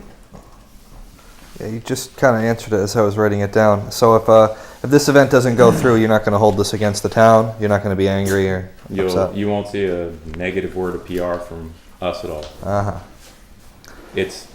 I completely understand, and it's been the understanding between us and Soulfest the entire time, that everything is contingent on permitting, and that there's a real possibility that it will not be approved. Okay. And so that's just part of the process. How long have you been associated with the Moody Center for? I came on full-time in 2018. I was working as a outside consultant maybe 6 months before that. And what have you? Yeah, I was just gonna say, what have you been doing prior to the Moody Center? Just I was an academic dean. academic dean. Yeah, so I oversaw academic programs in a number of other areas. Also some of the facilities and maintenance issues. Assuming you have college education, what's it in? Theological studies. Theological studies. Theologian. Bernie, Yeah. did you have? I know on the special events application, it doesn't list the water district and the sewer commission. Correct. When it comes time as a select board, we're going to consider their input. I encourage you to talk with both of them before you come to With us with an application. Okay. Okay? Yep, absolutely. Yeah. And if you do need the numbers, I believe they're on our town website for sewer commission. Yes, I think I've seen them there. And we'll make sure that is. If Well, you we could, talked about putting it on here, but I didn't see it on yeah. here. So let's just make sure that it's on the checklist. And the water district is just past the house and is headed to the governor's desk. So you would actually be dealing with the water district and The new one. not the company. Not so the that's company. Right. Okay. soon to Okay. happen. Yeah. Just Okay. FYI. Yeah, that's Great. Yeah, and I think, Bernie, you had raised before that both sewer, water, and Board of Health is already on here. Yeah. Yeah, Yeah. okay. Okay. Did you? Well, you did have on here impact on municipal services, so I wrote down beside that sewer, water would be as included a, on that. per example. Yeah, per example. Right. So that's, we look at an individual event and it may have impact, it may not. So Yes. we just have, as, part of the permitting process, we need to be able to look at everything, the whole package. Yes. So can I ask a clarifying question on that? Yes, you may. So I know when we do the full permit, there's certain departments that we need to talk with: EMS, fire, police, food services, Board of or the Health. Board of Health. So, but these aren't listed. That's what you're saying. They're not listed on here. But this is one we should be checking with. You should Will be they checking made with the part of sewer that commission formal and the process? Grandin Water. Okay. It should in this instance, because you'll have to take water from somewhere up Yep. there. Perfect. And, it's a new district, and they may have a limitation on the water, so you really need to 100%. talk with them. And I do know we do have a consent order on our treatment plant as it is. Okay. And I know some of the numbers and that, but I'd rather the sewer commission give you. No, it's fine. and I'm talk happy with to. them. Yeah, we're happy to check it out. Yeah. So Bernie, I'm going to ask that you, I've been taking notes as we've been going. I'm going to ask that you review the checklist, and then at our next meeting when we discuss let's make sure it's covered. I know we have the. We talked about it, it didn't make it onto this. Okay, Right. so let's make You did sure that we mention it, I remember get it that. in there and we Mhm. can Yeah. officially Yeah, amend Yeah, it. we talked about putting it on and put if applicable. Correct. So, you that's know, right. Yep. Yeah. And that's then, it. just Yeah. always bears repeating. Oh, The yeah. select board reserves the right to amend the event application at any time and/or require additional information or place additional conditions on any applicant. Mhm. So even if something isn't explicitly called out, if as part of the process we Understood. identify something, then we have the ability to do that regardless if it's explicitly laid out in the policy. One One last question. Okay. We didn't touch on this. Are we looking at a 1-year permit and then seeing how it goes? My understanding was these are only 1-year permits. Okay. So, Oh. yes. Oh, I just One wanted. time. It's one time. Time, It's one event. event. It's Okay. event. One It's time. not Right. time. Well, there was Yeah. something. One time, There was Yeah. something printed somewhere, and maybe erroneously It's about because of the 5-year seasonal, it's the contract. seasonal one where Okay. they would come back and say, we're gonna do Correct. another season. Let's have a Okay. Soul Fest every weekend. Right. Yeah. Okay. No. No, so if um, this did happen, it would be a 1-year and it'd be a renewable one each year. It would be Right, a we'd have one to come event. back. Right. Okay. Yeah, Right. one event. Okay. We do this process again. Yeah, Yep. So, All right. yeah, that's what I'm anticipating. Okay. Thank you. okay. Good clarification though. Yep, This is helpful.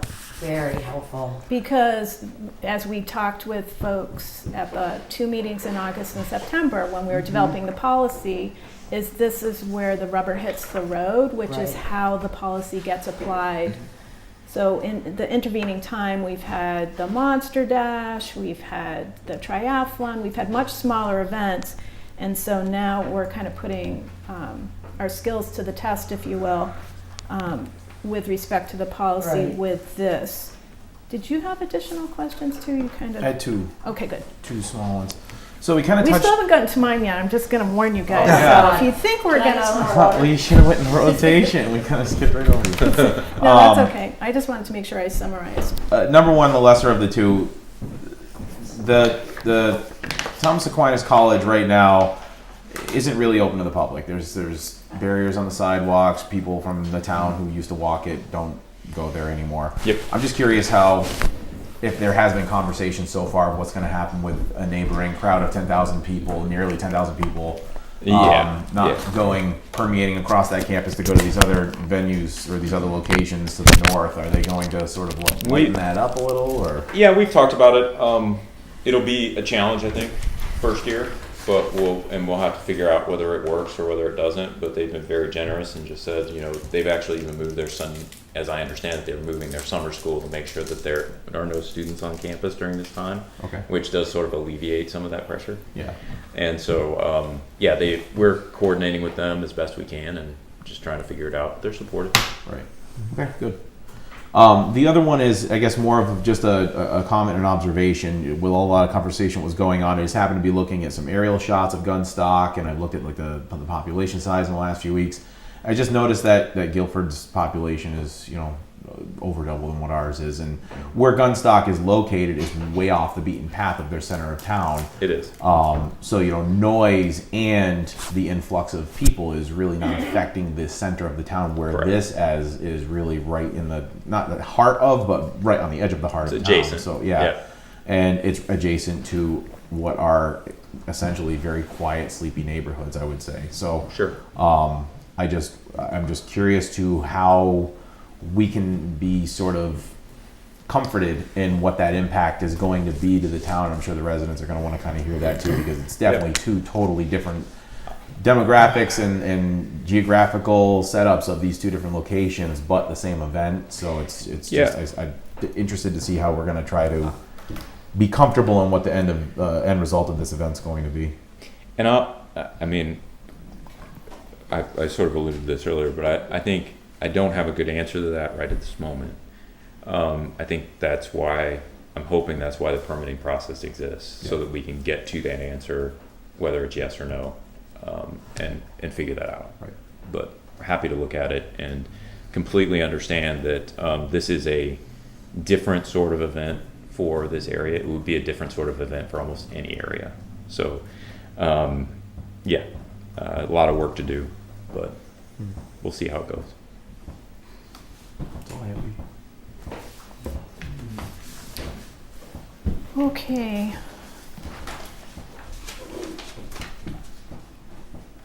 Where to start? I'm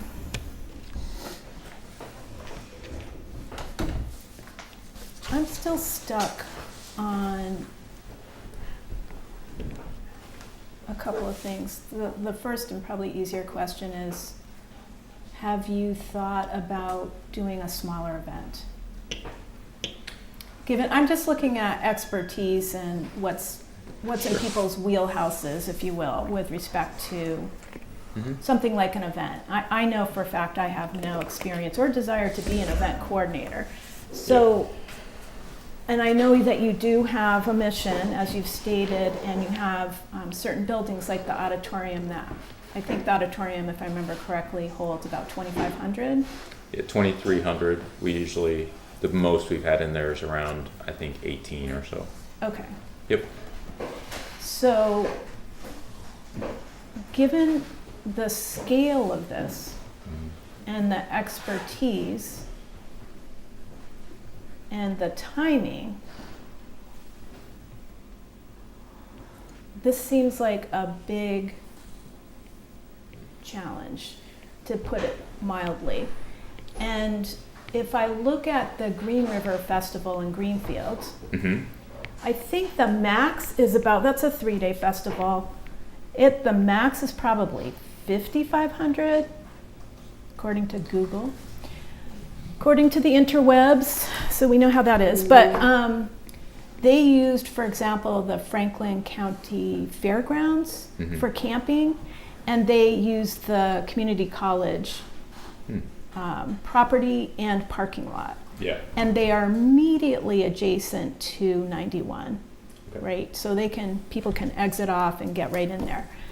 And I'm looking at this, and just on the numbers that you've provided from Soulfest, this is much bigger than Green River. We're farther off 91, and we're in the middle of secondary roads as opposed to 91. It'd be one thing coming right off of 91 and kind of just directing traffic right into, and Fair enough. okay, don't go on 91 around this time, right?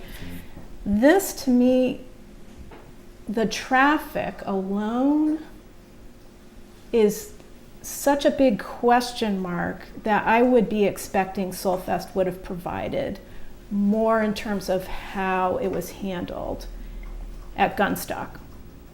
Because the secondary road aspect, and that might be where we're more like, I'm not as familiar, need to do a road trip to Gunstock, but we might be more like New Hampshire in that there's a lot of secondary roads, and then you get spillover, right? So for us on a Friday during leaf peeping season, we'll get a backup at Route 10 and Route 63. Yeah. So I'm envisioning, okay, the normal Friday backup times an exponential factor, Sure. right? It's just as one example. It is I'll try to answer your questions sort of in cadence. Yes, we did look at potentially drawing back the size, and my guess is, and this is just a guess, I need to sort of think all this through with Soulfest, because there are fiscal concerns related to size of the concert and whether it makes sense to even put on. Right. But we did have some conversations about drawing it back down to about 5,000 a day each day. I would guess, from my perspective only my perspective, I would say the closer we get to the event without the permits done and those kind of things, the smaller the event gets for me. That just makes sense. As far as the secondary roads and the traffic goes, yes, Gunstock is a little further out of town. It is all secondary road. It's not a main road up there. It's actually 2-lane, if I'm recalling it correctly. Just one way and one the other. And so that traffic moved surprisingly well, even though they had construction this year. And so I was kind of impressed with the way the traffic moved. But me being impressed is in no way, shape, or form a demonstration that it should work. And so I think some of the answers to that question, I guess I was anticipating doing the traffic study in order to make sure we understood those answers and understood them really well. Even Soulfest, I think they know how the traffic runs getting people into and out of the festival at Gunstock, but I don't see that as a traffic study of the sort that you're looking for. I would think that, and again, I'm just going to go back to if I was a business person and I'm thinking my revenue, the size of my event, because below a certain size, it's not going to make sense, Right. I would imagine, for them to do. Correct. So I would think if I was the business person whose livelihood or major revenue source for that year, I would think they would have already done that prior to engaging in this process. And that's where, as somebody who, not an event person, not a traffic person, but I did spend 20 years in program management over several teams that I wouldn't imagine coming before the public to describe what I was going to do without having those in place already. So that's why I'm a little concerned, given the time and the scale of this and the experience. They have all this experience in one place. They have all of this experience with Soulfest in that venue at that scale for 20 years. They're moving to a new location. Why wouldn't all of that work and thinking have already occurred? And so then you would be sitting before us going, now we just need to work on the smaller details. But really what I'm hearing is there's a lot more to figure out. And by the time it gets figured out, we're going to be conceivably, because we're entering our budget cycle. Sure. So now as chair, just to get back to my first point, we look at the number of things we need to accomplish over the year through the budget cycle and at town meeting, including a public safety building. So I'm looking at, and this is why I think we put the preliminary review requirement in here, is because we wanted to get a sense of how much work and time this would actually take to even engage on it. Never mind have a final answer on it. Yeah, and I think I'm definitely learning that here tonight, so it's serving its purpose. I can definitely take some of these questions back to Soulfest and ask. I don't know why there wasn't more due diligence done, other than the assumption that the permitting process requires all of it. And so at any given point, I think we're prepared to say, listen, none of this works. But we weren't going to do all that preliminary work for this preliminary space. And so that may be my misunderstanding of what I really needed to bring here, as far as the completeness of a package for you all. And if that's the case, that's just my misunderstanding. Well, I'm looking at, and Alex, if you could hold off, Yep. I'm just looking at the estimates in here. I'm seeing several numbers, and we can dive down on all of those, but I'm not going to because we've already done it. Yeah. What I am noticing though is, I went through and marked it all up. And then I thought, B, you're just going to get into the weeds and it's not going to make sense. So if I pull myself out of the weeds, I go, there's a lot of numbers in here. There's a lot of assumptions in here. And I just want to know how this gets pulled off. So just one example would be in that dotted line area in the main area is just drilling down on that. I would expect Soulfest, not you guys, but you're the No, I'm You're with the you. applicant, Yep. so Nope. you, And you're not Soulfest, right? no. No. You're essentially a venue provider is what you are, Yep. right? So that means in effect, you Right. have to be a venue expert Yeah. if you're going to continue to propose these kinds of things. And as a venue expert, I would say just in that dotted line area alone, I would be looking at a grid per square foot that shows me bus parking for your entertainers, the stage, the size of the stage, the size of the seating area, the number and size of the tents and where they're located, and then subtracting all of that, you're left with X amount of space for people to fit. And that's where I think we've all talked about it, and I'm looking at Heath because of the crowd management piece. And I know that there's fire codes on this too.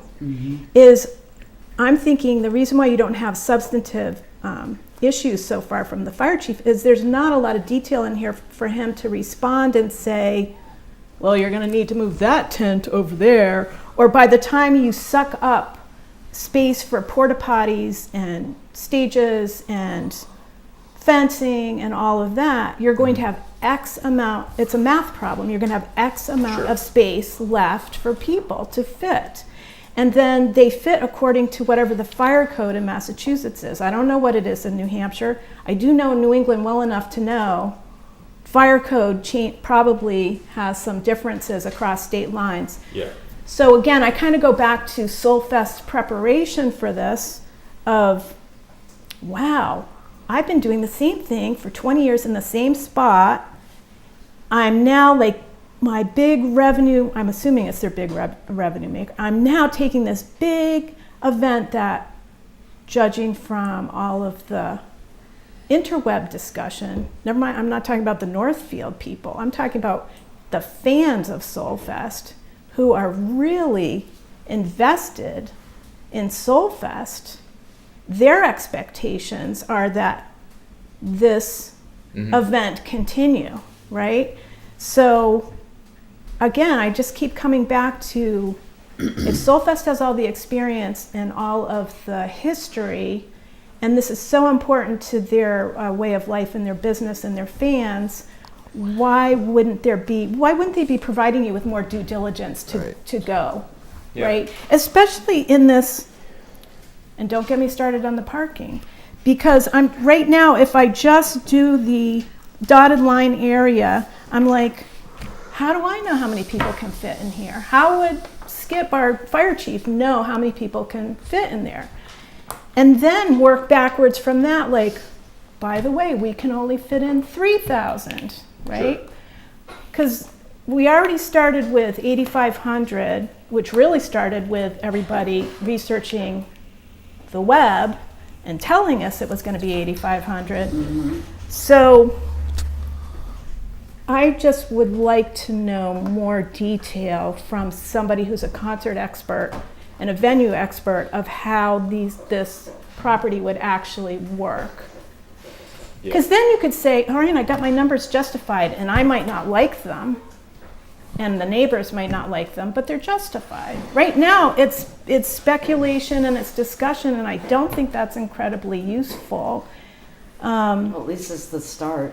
It's a start, but again, if it was me, and I'm not Soulfest, but if it was me and I've done enough projects where if it was revenue-based, I would have my homework already done. Because if that is their main driver of revenue for the year, I don't know why they wouldn't already have their due diligence spelled out in detailed maps that they could give you. That would assure us that this major change from New Hampshire to Northfield could actually work. Fair right? enough. And Yeah. if I compare it to Green River, which has been successful for a number of years, you're at a scale already bigger than Green River, and we're not close to 91. Right. So that brings up the whole question of parking. If I drill down on parking, and people are saying it's 3,000 cars, not people, it says here somewhere 3,000, Yeah, right around that. right? So all of the orange areas, regardless of where they are, you would have a map and it would say, this spot, number 9 or number 10 or number 11 or 12 or however many spots, like the Northfield Drive-In, can hold X number. And then it's a question of math. Okay, we've got 200 here, we've got 300 here, we've got 400 here, 500, whatever. But I'm looking at them and I'm familiar with the areas. Most of the people are, and plus Heath's been looking at maps and I'm like, yeah, you've got some real topographical, wetlandy, Yeah. also kind of areas in here depending on the weather that time of year. So Correct. anyway, that's what, Fair enough. I just can't even, I guess my big question is, given all the assumptions and the numbers that Solfest gave you, is then show how it would work. Yeah. Because with that number of people and those number of cars, if we can't back into the math, then I know for a fact, because I've spoken with the fire chief, that the concern would be if there was an emergency. Now, granted, you haven't had a lot of incidents, but let's say there was a fire. Yeah, just something happened. Or, How is there access? God those kinds of forbid, things?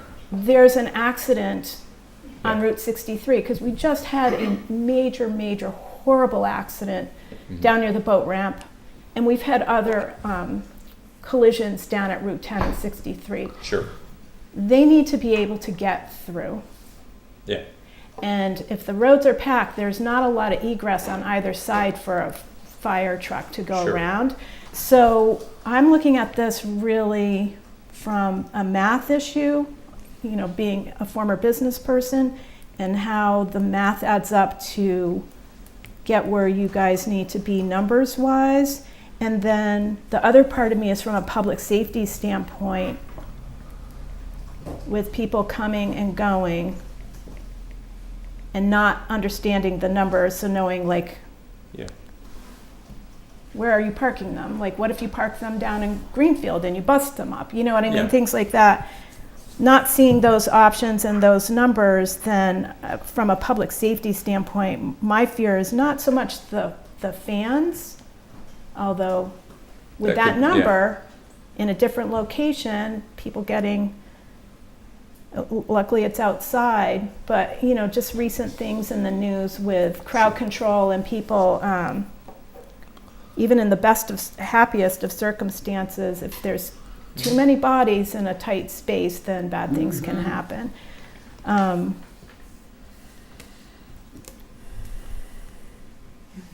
So I guess I would just, if they're your partner, I would just be expecting some level, some drill down on the due diligence that they did that would already be available. Because otherwise, why make the decision to do it? Fair enough. You know? B, can I just add something? Sure to thing. piggyback on that? Yeah. You know, I don't have a lot of confidence personally in the entity of or the business of Soulfest right now for a few reasons, B. And that is because, first of all, the pre-sale of the tickets, that rubbed me and the citizens of Northfield, a lot of citizens, the wrong way. Not only that, if Moody and Soulfest are two totally different entities, if you go to Soulfest's website, they list their address as the DL Moody Center. So there's this marriage between that. I feel like I'm not getting the full information. I feel like something's like the wool's being pulled over my eyes. Now it can't be, because they have to go through the proper permit system. So Yeah. that's what it's going to do. That's what's going to happen. But the fact that, you know, it's almost like arrogance, and I don't know why I feel that. B, I'm just saying that they're listed in their website as their address as Northfield. They're selling tickets to a concert in Northfield. Oh. They're not here for me to look at them right now. And although I love James and I love the Moody Center so much, I just feel like that's not a good start. You know, I know it's just the start, but it just rubs me the wrong way. And I needed to get that out. Okay. Okay. All right, thank you. I think this is why we do public meetings, and as I've mentioned over and over, we don't have a way, the only way the group of us can discuss this is by coming together in a public meeting. We have no way of discussing this outside of, Right. otherwise we'd be violating open meeting laws. So the challenge for you and for Soulfest is we have to process this information in real time. Yeah. And we also have to process our neighbors' reactions in real time as well. Well, actually, not only in real time, but over the last couple of months, to be honest with you. So,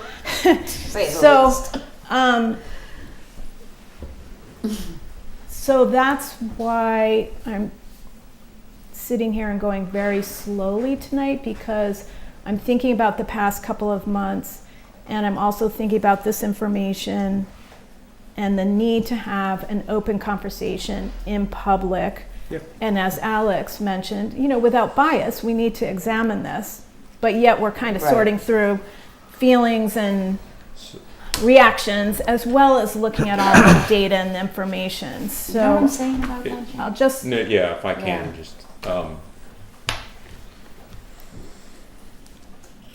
I understand I won't even say it feels like a breach of trust. I think it is a breach of trust. And so, as I said earlier, I wish it hadn't happened this way. Yeah. We'd like to commit to go through the process. If that process puts us outside of a window to do it by 2023, that's what it does. I think the only way to sort of come back into the public space after something like the pre-sale of tickets and reestablish that we are willing to work with you is just to work through the process, regardless of whether it's to our benefit or our detriment. Yeah. That's it. Just looking for some And so- respect. 100%, and I'm trying to give you that. Yeah, you are. And so 100%. okay. I think so let's just let them speak. from a Soulfest perspective, they are not here tonight just out of my request. Okay. So I did not feel like we would be best served to have a good, cordial conversation with additional people in the room who haven't really been in and around us before. Right. I feel like I'm comfortable enough, having sat on C5 and some of the other things, that I'm at least quasi-familiar. And so I didn't want to bring the stranger danger into the room with me. And so, but I do understand that the pre-sale of the tickets, the continual movement on that is problematic. I don't know what I can do about it, but I understand it's problematic. And what I will say is, from my perspective, all Moody Center is going to do from here on out is follow the process. I will absolutely, though, convey the Looking feeling. for a little love. No, I will convey this to Soulfest and see what they do. I'm not Soulfest. Except their address is listed as the DL Moody Center. Fun with the interwebs. Yes. Alex, did you have another? Yeah, just a brief point here. We've been here before as a town in dealing with outside organizations. We are a unique area politically, socially, economically. We are often underestimated by outsiders, and this is why people like to come here from the outside, because they find this area interesting. They find ideas that may work for the town, and there was an organization called Kinder Morgan that tried this at one point. They tried coming to our town, they tried selling an idea, and they failed because they didn't do their homework. And I keep seeing the same thing happening here. Again, another entity that didn't do their homework, and they embarrassed themselves in the process. So I want to avoid that. I want to avoid this whole issue again. So let's just, history repeats itself. We've all heard that before. Let's just take that into consideration. Yeah. Thank you. Okay, any other closing comments or questions? Keith? James, just want to say thank you. I know Yes. this was a lot to take the brunt of all the questions and the concerns, especially given the fact that you are you are not sort of the front runner of the whole process, but I want to say thank you for fielding everything that we've got in this preliminary meeting. And I also want to say a positive spin on this as well. You know, as many people that may not want this or who have their concerns, it really is an honorable thing that an organization like this looked at our town and said, this would be a place that we'd want to host it. You know, some places could look at certain towns and go, I don't want my event there, you know, so they looked at the Moody Center, they looked at Northfield and said that, you know, this would be a place that we'd like to entertain this to be. So, I mean, I think in an honorable way that says something about our town. So, going forward, Everyone wants to be here, is that what you're saying?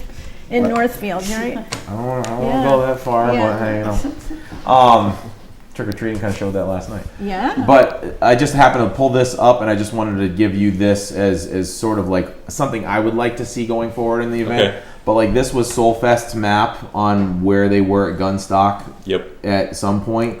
Something to this effect, if we could get something like this in the further permit process, would be Yeah. great, at least for me. I'm sure everybody else would benefit in some way from it. Okay. But this has location of their main stage, their backup stage. It had a whole bunch of tents. Some of these tents list specific vendors. I'm sure they don't know that right now, but Yeah. if they were going to make space for X amount of tents, it would be great to know, especially if they're planning on them being in that venue space, like Yeah. B had made a comment about earlier. That's going to sort of show how much the shoulder-to-shoulder space will start to tighten up as they put these other things there. So something to that effect would be great. With dimensions. Yeah, but just something, because this has, like, you know, Word of Life kids activity area. It has a lot of detail. Has all it laid out. So It's something clear. that would kind of go on, Right. whether a satellite or, you know, however you want to describe this map. It's just Yeah. something What to the map is detail. that This from? is Gunstock. This is Solfest's And I'm map. with you, Oh, being okay. with dimensions on it so that we can actually see layout and understand what Yeah. size of everything is. I heard that from you last Okay, night. yeah, good, because if the math doesn't work, from Doesn't a work. public safety standpoint, it's not going to work. And I really don't even want to go, I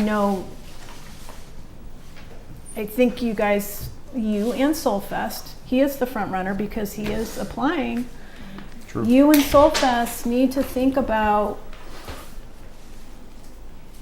how much time and effort, and we need to think about that as well, right? Yeah. Because our job is not to coach you through the process. Our job is expecting that you're coming with a fully fledged plan and expertise to demonstrate Yeah. how this could work. And right now, the math for me isn't adding up on the parking and the attendance. And honestly, I don't want to be the one in public who has to say, guys, I don't think this is going to work. You don't have the math spelled out.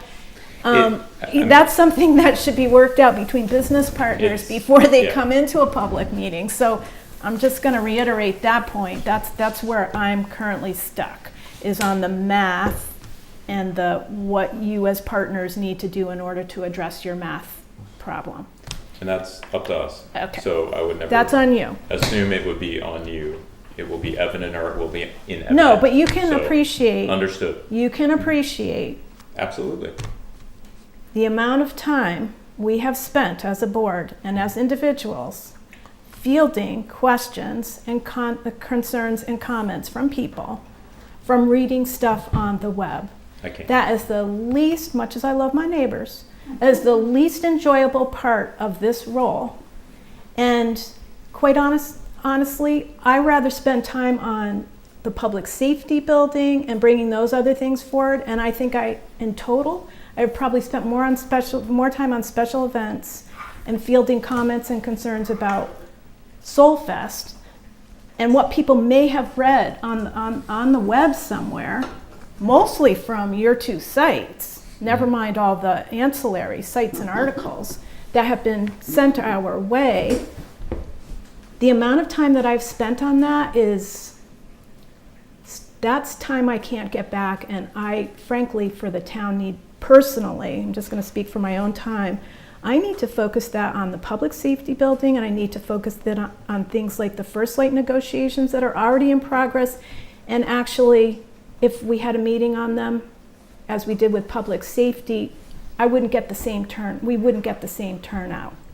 So I'm just going to put that out there for everybody here tonight, not just you, Yep. is that there are other priorities in town. And we are doing our work as a select board in fielding a lot of information from everyone.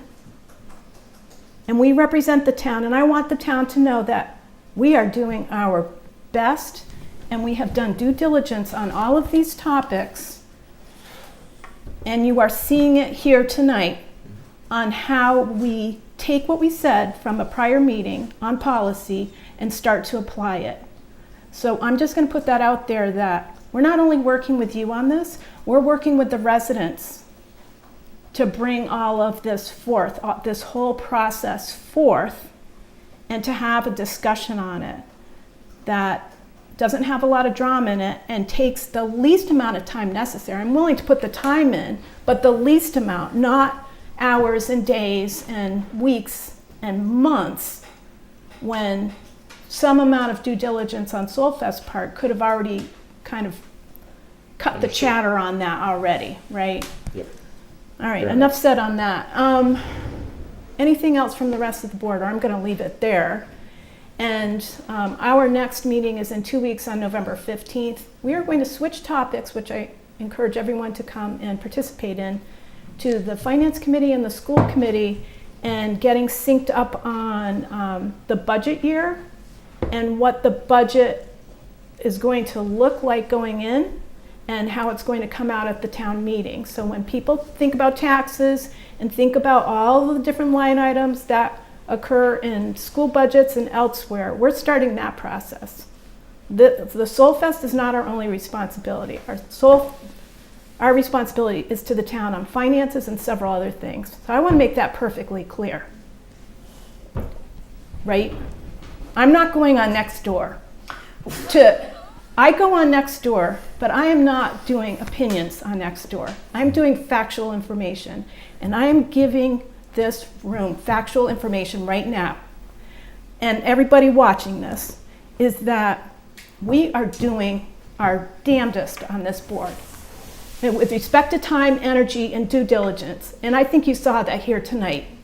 And we spent two meetings on special event policy. We're going to spend 2 meetings on just the preliminary review for this, right? So if people think we aren't listening, or we don't care, or we're not following procedure, or we're doing something outside of this meeting, think again. There are not enough hours in the day. We all have jobs and families and other responsibilities. And we put a lot of time into this. I personally put a lot of time into this for the town. And I want people to feel that. Absolutely. I try to be neutral and helpful and listen, right? And that's how we try and conduct our meetings as well. We work well together. We have different opinions. We have different things that we're focused on, but we come together every 2 weeks and we talk and we do business on behalf of Northfield. If residents are going to show up for Soulfest, show up for everything else too, please. Do us a favor every now and then and just check in on other topics. I will continue to post on Nextdoor, and I will continue to ask people to sign up for email notifications on agendas and minutes. And we will, after we're done with the school committee and the finance committee on November 15th, we will move on into December, and we're anticipating reading and commenting and engaging with Northfield residents on this particular preliminary review. We will do that in December. We will also be talking with the highway department and doing license renewals, appointment renewals, all of the things that come at the end of the calendar year. So be prepared for long meetings in December. And also, as I mentioned on Nextdoor, which only 8 people liked, by the way. So I don't know how many people saw it, but we will be meeting December 6th and December 20th in December. So we're off. We adjusted the calendar somewhat around the holidays. And then we pick up our regular every 2 weeks on January 10th. Okay? So just make a note. And I'm going to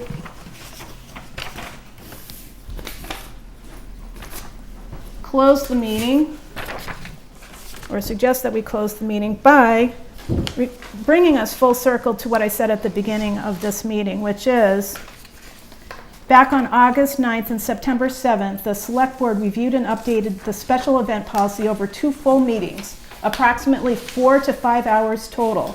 One of the requirements we added was, quote, "For large events over 500 people, it is required that the applicant schedule a preliminary review meeting with the Select Board prior to submitting the application," end quote. Per the policy, which is on the Select Board webpage, tonight is a preliminary review meeting for the Moody Center with regards to Soul Fest. This is the first time they are meeting with the Select Board regarding Soul Fest. So one, I want to thank you, James, for going through the process with us. For really, because this will, believe me, this will test our policy and our ability to be policy and procedure makers. As a public body, I'm going to reiterate this. I know I've already said it, but I'm going to reiterate it. As a public body, we cannot and do not discuss amongst ourselves any topic coming before us until we get into the public meeting. That's the way boards and committees work. I could post all day long on Nextdoor and it will never be the same as an in real life meeting. That is the beauty of it. Not everybody needs to come to every meeting, but just understand that's the way the system works, and it works well.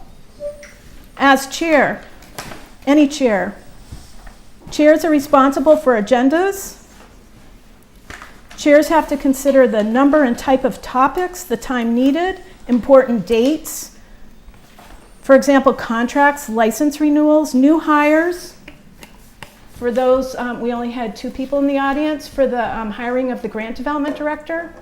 The 2 people in the audience were the grant development director and her partner.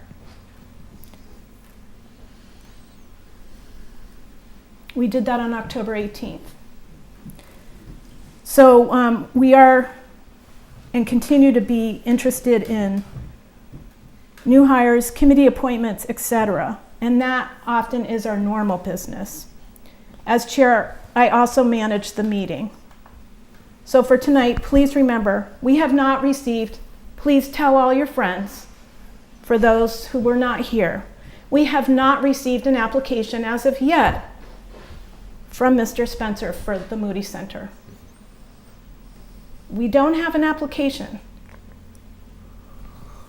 This is only a preliminary review meeting. We put the requirement in because we knew events larger than 500 are a big deal for Northfield. We know that. We feel that. We are residents and neighbors ourselves. We all live in Northfield. I live on Main Street, 2 blocks away from the Moody Center. I personally am invested in how this transpires, but I am not bringing that to the forefront in the public body. That's my responsibility. As Alex pointed out, our responsibility is to be as neutral and do our due diligence as much as possible, regardless of our personal feelings. But I want everyone to know we do have personal feelings. I have personal feelings. I love Northfield. I love this job.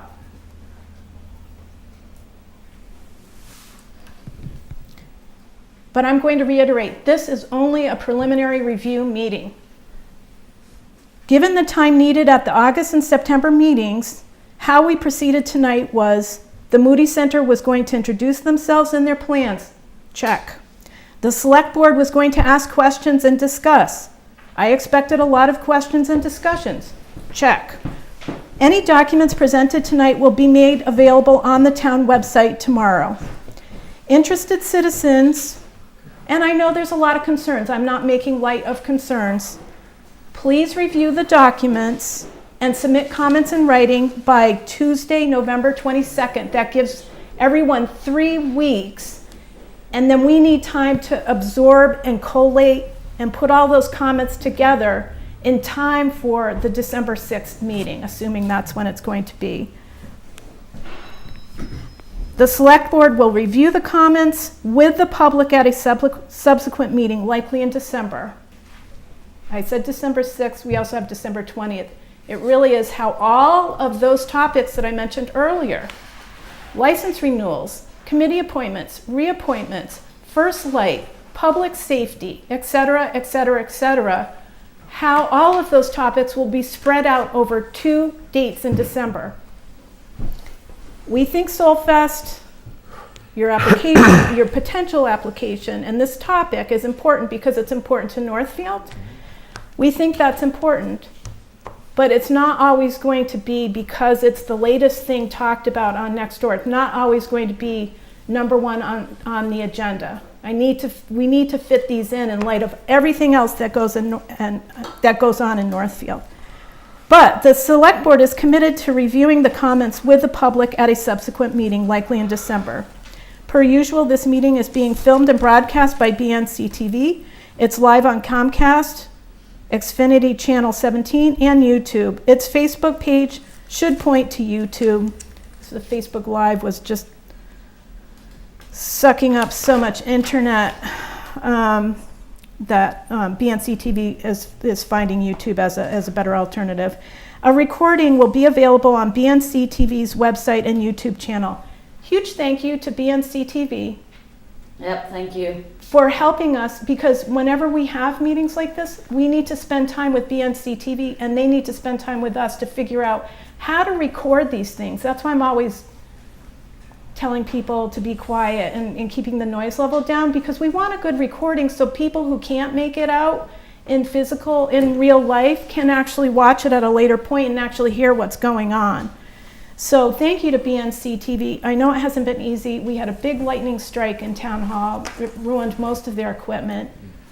They've had problems with Facebook, and they just keep on doing what they do to pull it together and move stuff around and put together gigabytes worth of video recordings of us and everybody else in the area. It's not just Northfield, Bernardston, school games, school committee meetings, etc. So a big thank you to BNC TV.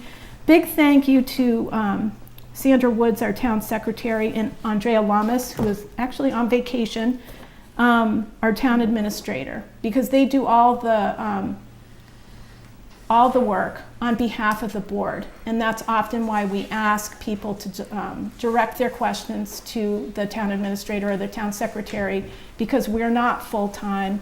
And also, I'm going to reiterate this, we cannot speak to each other outside. We can't even really exchange emails as a group on any topics. We don't want it to be considered discussion in any way, shape, or form as an open meeting violation. So don't think if you email the 5 of us and only one of us gets back and copies the town administrator or the town secretary because we don't care. It's because we care about not having violations with respect to open meeting law. And we need to work with the town administrator and town secretary to keep things consistent over many days and weeks, because we are not full-time, even though sometimes it feels like it. So I'm going to leave it there. I'm going to entertain a motion to adjourn. Oh, except, James, you're excused. Thank you. Thank you, James. Thank you. We need to go through the rest of the agenda. Sorry, I was on a roll. Okay, topics not reasonably anticipated by the chair. I also need some water. 48 hours in advance of the meeting. We have none. Proposed agenda items. Comcast update? Yep. Anything else? Let me just pull out my chart.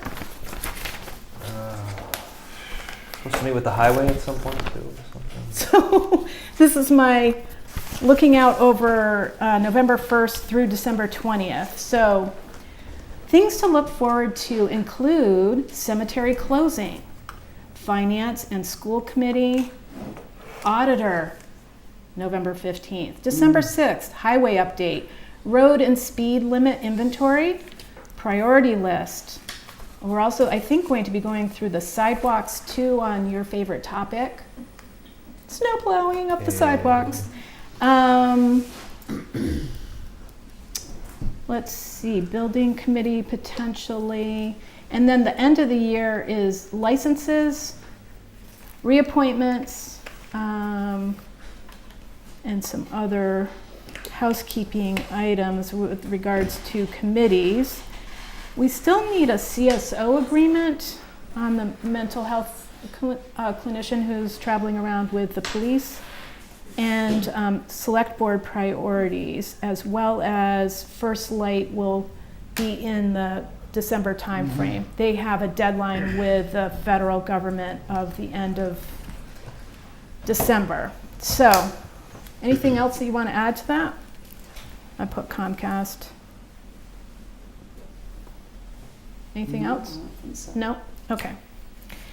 Okay. Announcements. I have none. Recognition for service. Huge shout out for last night. Monster Dash. I'm glad everything went well. So many activities. What about this meeting on the 28th? The Yes. Six-Town Regional Planning Board. Yes. Oh, Did, right. We've got to work into that schedule. Yep. November 28th. Did you guys Bernardston all- Senior Center.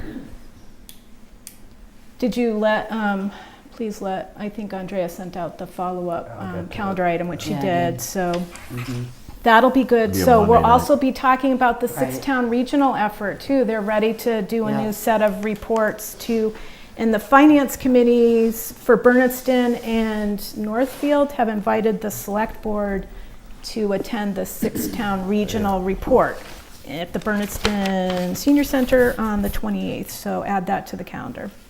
Okay, thank you for that. Anything else? Recognition for service. I just really, everybody last night. Yeah, last night. I have someone to recognize. Okay. I'd like to recognize you, B. I was just gonna say the same thing. So I'd like to recognize B here. Oh, no. Oh, yes. So I was chair for 2 years. Heath was chair for a year, and I can say personally I have not seen somebody do a better job as chair in this position during my whole time on the board and from what I've seen in the past with our select board. The level of commitment that I've seen be invest in our town has been out of this world when it comes to volunteerism and local government. And she puts her 100% in every meeting. And you can tell she does because she is so passionate and so direct and so caring in every agenda item that is on here. And every agenda item is well thought out, it is processed, it is planned, and she is doing it for the residents. She's doing it for the future of this town and also in the best interest of this town. So we need to make sure that our Chair B is recognized for that, because none of this is happening without her right now. Here, here. And I want to make sure that she gets a round of applause for that. Yeah, thank you, Alex. Thank you very much, B. I never and know. Thanks to the future. Trust us, trust your government. You elected us. Have faith in B, have faith in your board. We're all on the same side here. Yeah. Thank you very much. Thank you. I mean, it's a lovely town. This is what we want to do, right? Okay, motion to adjourn. Second. Did you do the motion? You did the motion. You did the motion. You did a second. Okay, all those in favor? Aye. Aye. Okay, thank you, everybody. Thank you, everybody, for